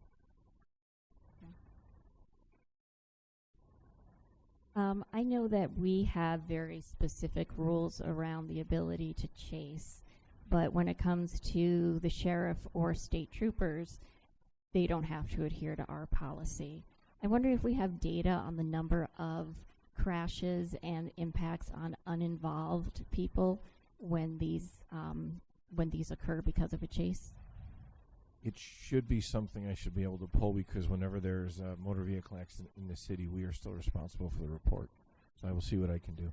Okay. Yes, I would love to see that because I understand the point, but I've also seen what chaos can ensue and how dangerous it can be. You know, police can do such a great job, and when we were talking about the customer service piece, and how we address that at the same time, like the mayor was saying, people just expect, you to be there for certain things. And I hear things from constituents, and I'd heard these things before, as far as, seeing previously, a couple of years ago, people talking to me a lot about officers and seeing, reckless driving happen and an officer perhaps not going out to do anything about it. And as you know, I had the unfortunate incident of a reckless driver hitting me on Dewey Avenue last month. And I actually watched as two cruisers went by me. They did not have sirens on. They were not in a rush coming out from behind Aquinas. I was turning off of Dewey to go see to visit the library, which apparently also, and I'll talk about this to DES as well, does have a very high crash rate of, they looked it up for me, and they were talking about 20, okay, I won't even say the numbers, but it was too many crashes, especially for an area where we have so many kids who are walking. But I even had a cruiser. I was stuck facing oncoming traffic, and that particular officer then came straight to me. I was still on the line with 911, and I tried to look that officer in the eyes. He definitely avoided my eyes and just went around me. It was shocking, and it's to me it's a shame when the activities of a few can then make an entire body of people who work so hard look poorly. So I certainly hope that you looked into that and that things are being dealt with both of those officers. I remember that specifically, and I remember calling Commander Desane, and yes, I know it was followed up on. Okay. Which also then brings me to, I know we have GPS in cars, and how do we use that as a supervisory tool? So, interestingly enough, we are in the process of the final stages of building a dashboard that lets us use that data to monitor the cars and putting a procedure in place. So that we do have a procedure in place. In the interim, while we've been developing that, we have put an emphasis on training. We put the entire department through below 100 training, which is specifically designed to reduce police accidents, reduce their speed, increase awareness. It's actually a nationwide program. It gets the term below 100 because the goal is to have less than 100 officers nationwide killed in traffic crashes. I believe last year, correct me if I'm wrong, Commander, did nationwide, did we not reach that goal last year, actually, finally, of below 100? Close, but we were just over 100. Okay. So, still not there. So, yeah, we're aware of it. So that's not our data, that's county data that we get from the 911 center. So, OBI had to build a process in place where we could put it into a usable dashboard, but we're very, very close. Okay. And then I also want to thank Commander Desain for working on getting at least that half hour for each officer out on the street. I know many years ago when we didn't have the same type of a dearth of cops, that was a big push, getting bicycle cops out there and things like that. Yep. Do we even have bicycle cops anymore? We do have bicycle cops.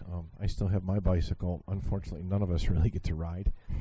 But yeah, in those foot patrols, those are Coper patrols named after Dr. Coper, and that is, again, part of hotspot policing. Hotspot policing is simply foot patrols. Dr. Coper proved in his studies and his work in Texas that having an officer do random foot patrol at random times, even for 15 minutes at a time, can dramatically reduce violence in an area. And my command staff and I are convinced that these Coper patrols are a big reason for the reductions in our hotspots, because the officers are doing them.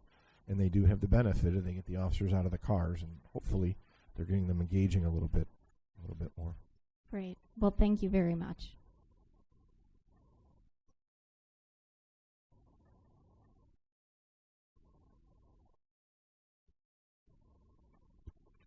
Okay, so we're going to start with thank yous and praise. So, thank you for the tremendous work y'all have been doing over the last couple of years. We are seeing it in the community. It is appreciated. The decrease in gun violence, especially. So, I want to follow up on that. Thank you. Let's go.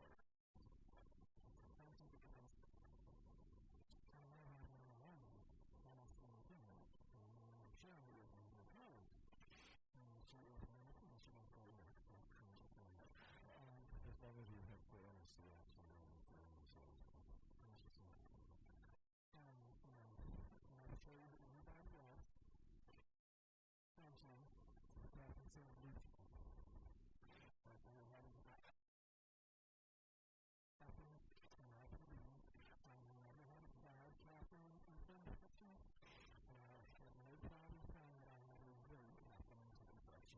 I had someone else to come to the podium and talk about Coper patrols. Yeah, exactly. This is about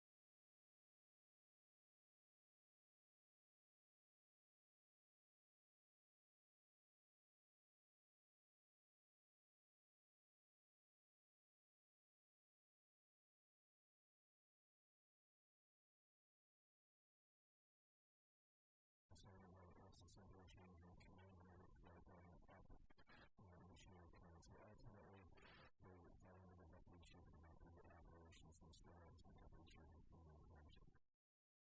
Okay. Bring the back on. Okay, and then from the housing. Bring down the bags and how are you adjusting? And a little bit of RP trivia on the cars. The air conditioning was supposed to be in the cars for 100. And master air conditioning first instead of the car cars. Which then at first everyone initially agreements are still in the air conditioning.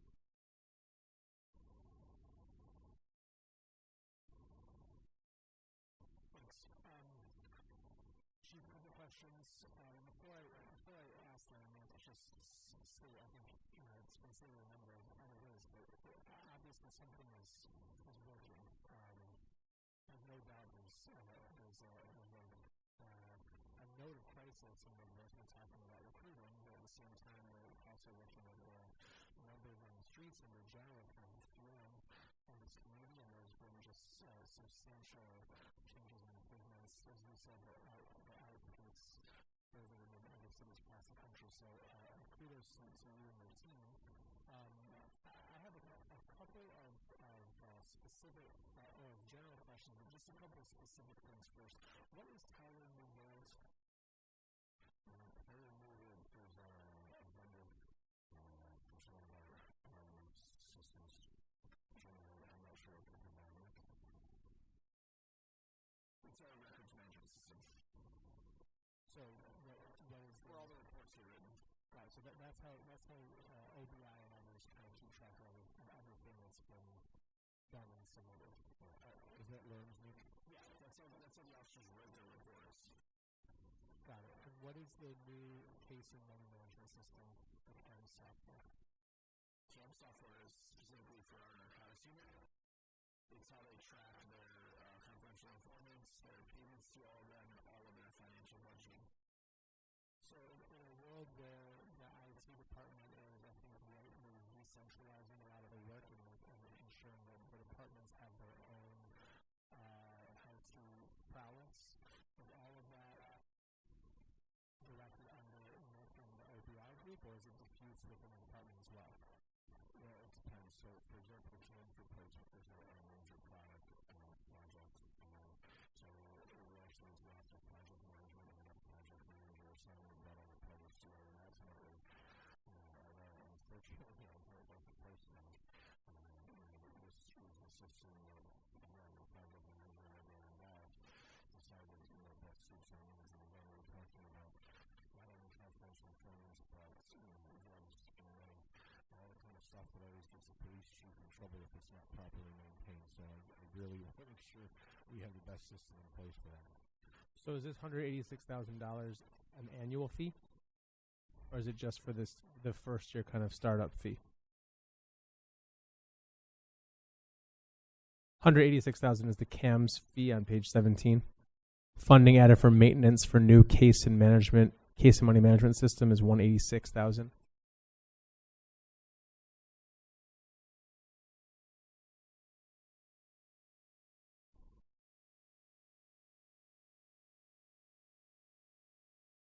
We'll get back to you, but there is a yearly fee on top of the purchase. So it's the annual fee is not the 186, No. but there is annual fee. No, but there is an annual fee. Okay, and similarly, will you just explain what the if the Tyler New World $268,000 fee is annual, or or what the annual fee is? That would just be good to know. Certainly. And I appreciate how thoughtfully, I guess this is mostly a comment from Mayor Evans, how thoughtfully the PMO office is working on projects like this and ensuring that we're getting the best possible value. One other question about OBI. I think that we've had seen a lot of great work from OBI over the years. When I look at the KPIs here under OBI, all of them are about FOIL requests. And I know that the Office of Business Intelligence does a lot of work in planning that's well outside of just responding to FOIL requests. So can you describe what are the things you lean on OBI for, Chief?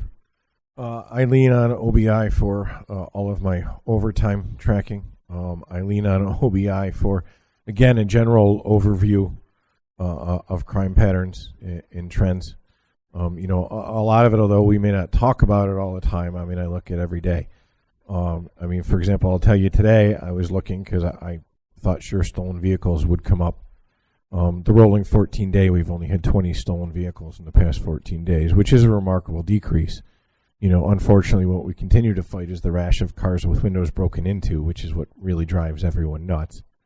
So, I mean, I rely on that. Again, my calls for service response times, which I am constantly watching.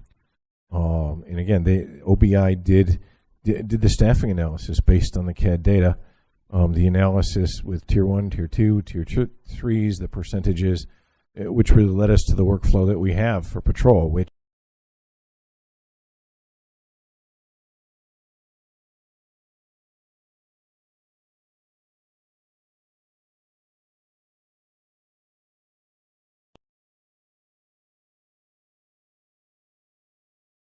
it's hard, and I should say not just great work on a reactive level, but also on a preventative level. I don't think we'd see the kind of changes in public safety that we're seeing without clear strategy.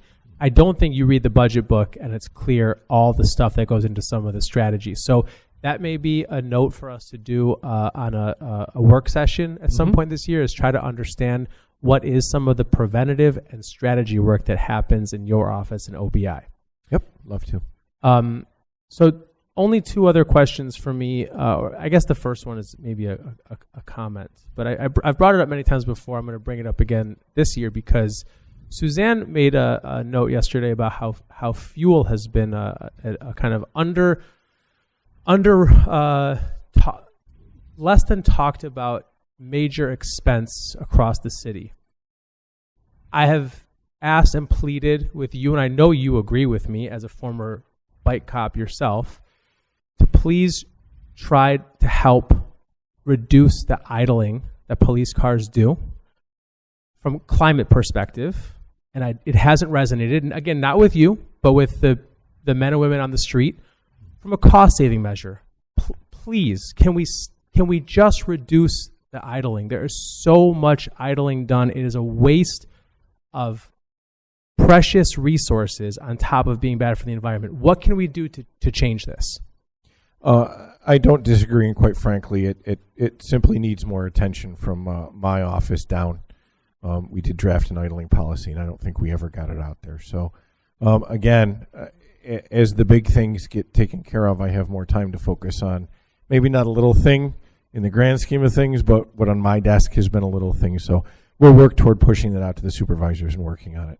And again, because I don't disagree. It drives me out of my mind as well. I know it does, and it's not. It may be a little thing in the grand scheme of the police work, but from a budget perspective, we could be saving a substantial amount of money by reducing idling, which could have a material impact on the men and women of the RPD. So I would really love to encourage that being a priority. The other thing that I want to talk about that is a priority for me that we've spoken about at length before too, Chief.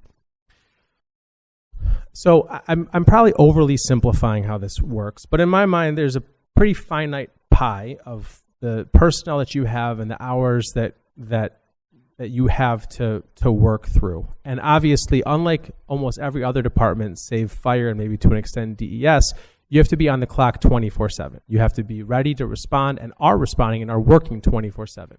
But it's still a finite pie, and the pie is growing smaller, which is the whole point of your introductory remarks. So obviously we want to make the pie bigger by filling these positions. I also think that we've talked about the action team and how we civilianize some of this, and I'll just echo what my colleagues have said and frankly direct it to not just the Locust Club, but the public at large. Civilianizing some of these responses is inevitable. So people can try to fight it all they want. There are some parts of this, such as you mentioned, other cities are doing that are inevitable, and I hope we get there in a pretty quick measure.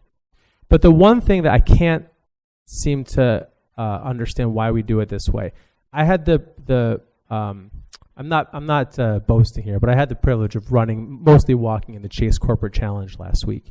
The number of officers on a 3.5 mile run was unbelievable. I couldn't help but try to count, and I lost count at some point.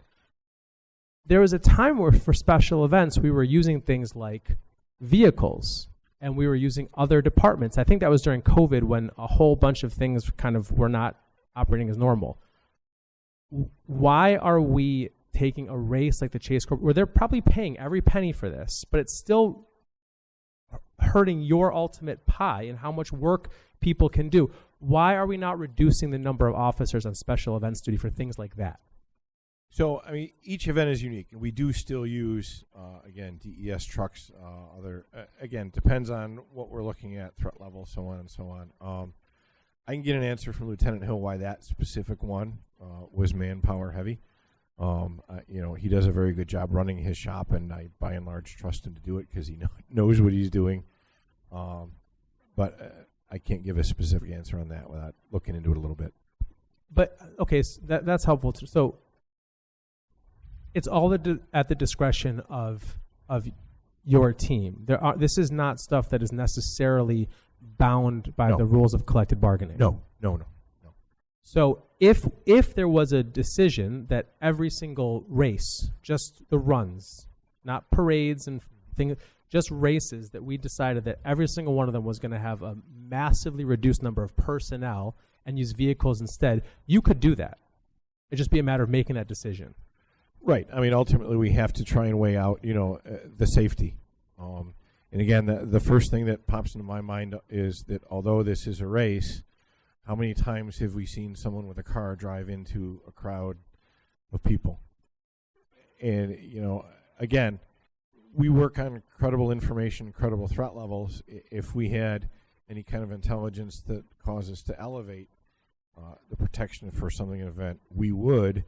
But I think in the back of our mind, there always has to be a certain level of, if somebody does get through and mows down a bunch of folks on a race, it really is on us. Yeah, no doubt. And of course, I'm sure every decision is being made with safety in mind.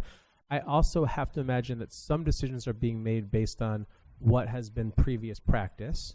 And also, if a place like the Chase Corporate Challenge has the ability to pay, then why not? But at the same time, all that's doing is taking from your very, very finite and reducing pie of resources. And I just hope we can find ways to not have that many people for special events without jeopardizing safety.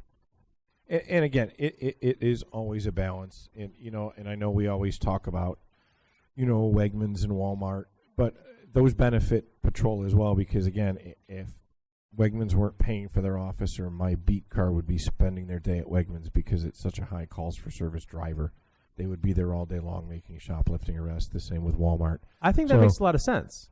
I think it's these special events where please go talk to Lieutenant Hill about how many officers were on duty for the corporate challenge. It was a tremendous number, and I can't imagine that the race would have been any less safe with a slightly lower number. It's important to say that we don't know that, right?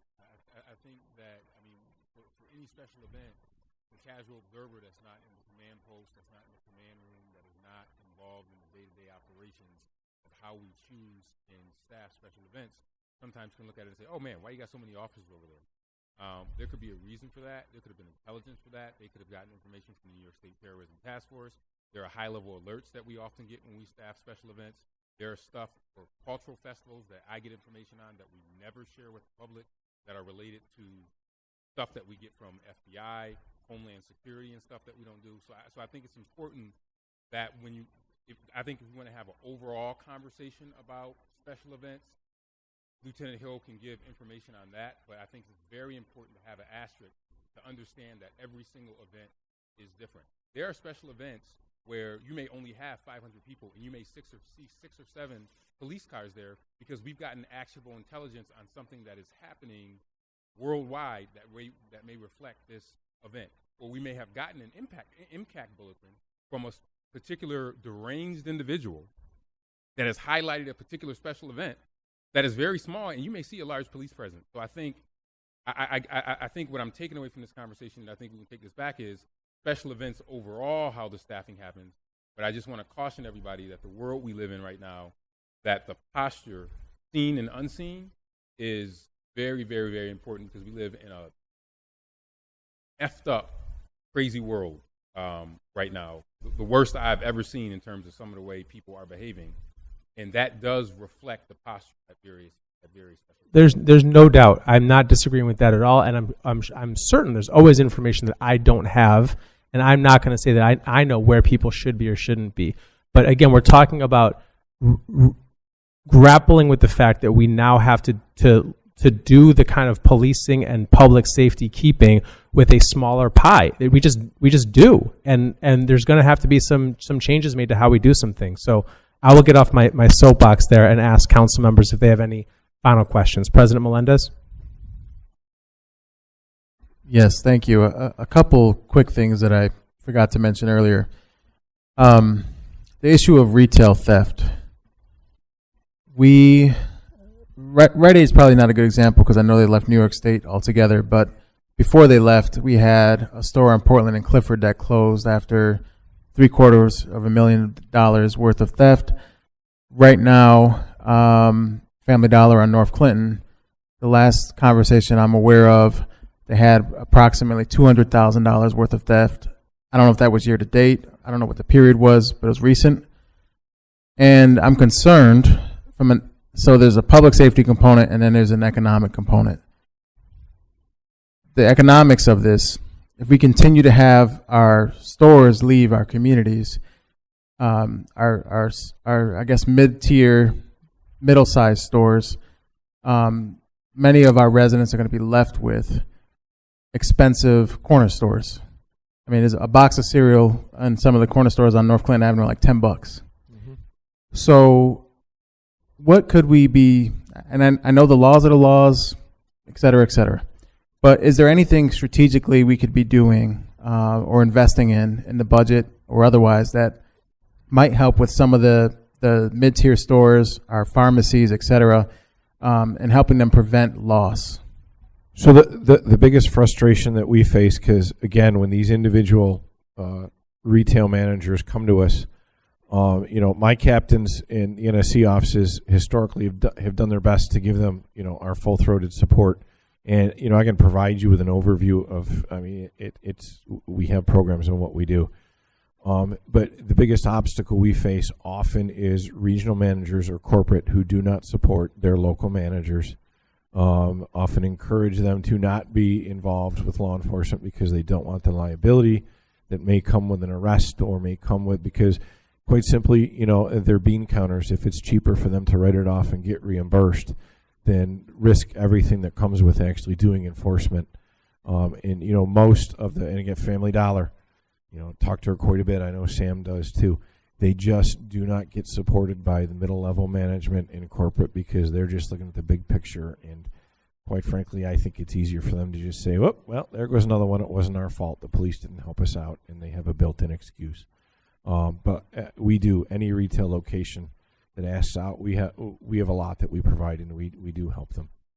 Thanks, Chief. I do want to explore that, whatever strategies you have, just to understand them.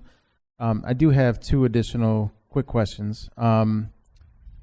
So I remember, I think last year, at some point during the year, there was discussion of a community engagement survey of some kind, and I believe at the time there was discussion of the PAB possibly doing that. There was. Is there any update on that process?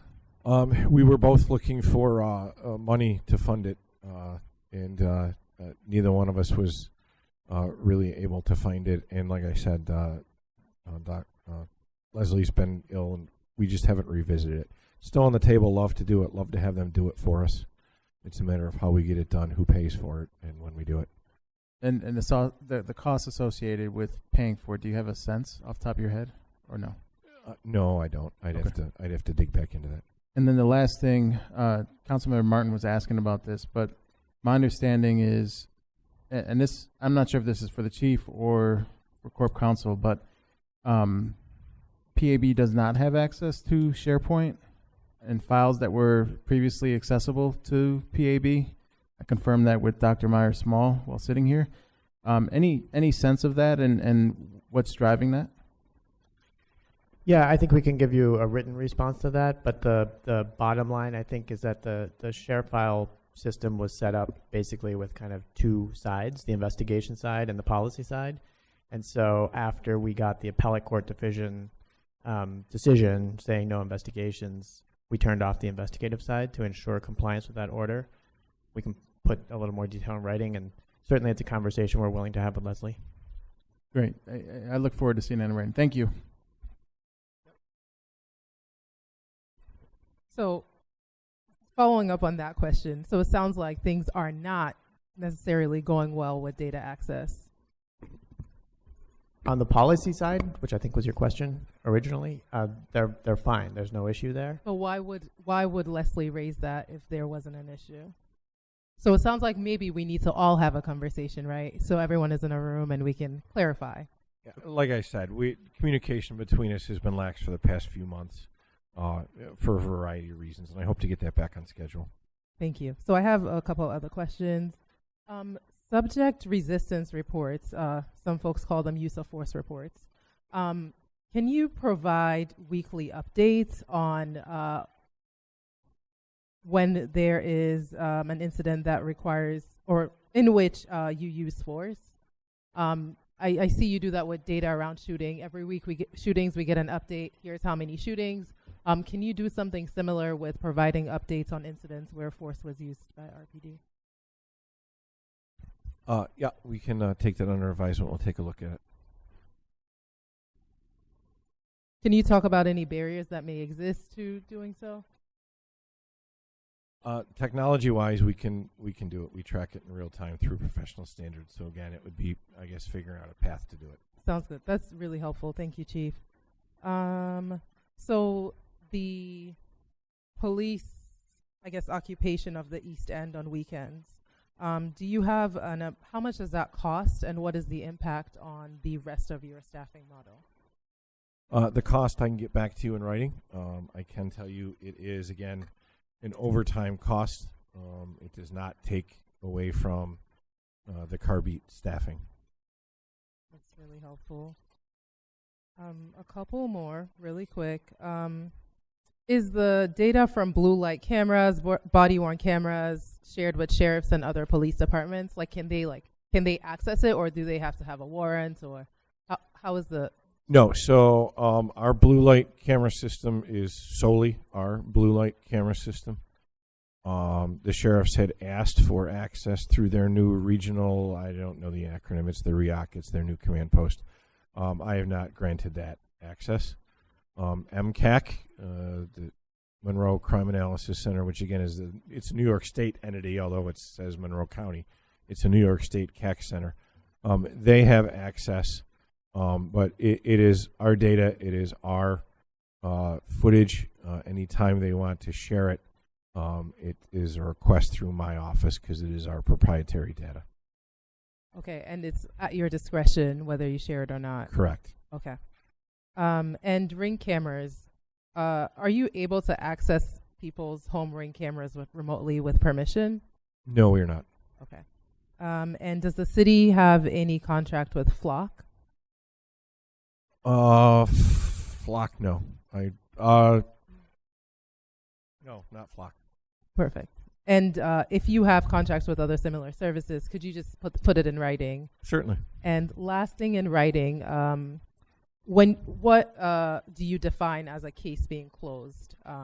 It's listed in the KPIs on page 16, and this can be in writing. For example, yeah. Thank you. Certainly. Any last questions, folks? Vice President Harris. I just got a last minute question. I just two questions. I recently had data for your cold cases. Are you able to provide data on your cold cases? How many there? How often you close them? How many are still open? Yeah, absolutely. And finally, and I also wanted to congratulate. I heard that the Mounted Patrol has reached 100 years. Yes, Channel 8 did a 45-minute feature. Yes, you can see it on our YouTube channel too. Yeah, congratulations on that. So, how many Mounted Patrols still exist in this state? Do you know? Oh, that I don't know. I know the sheriff still has one, although they staff it with part-timers who are actually retirees. Some of my retirees work the Sheriff's Mounted Patrol as part-timers, which again would be nice to be able to do. Yeah, they do part-time. Okay. Well, congratulations anyway. Thank you. Thank you. Chief, thank you for being here today. Thank you for your leadership. Thank you for all the work that you've done. To the command staff, thank you all for being here. Mayor, thanks for your patience today, and we'll see everyone tomorrow at 9 o'clock. For any council members who have any outstanding questions that have not been recorded, please get them to Jen today so that we can make sure we're compiling them for end of budget. See you all at 9 o'clock. That concludes the BFG committee.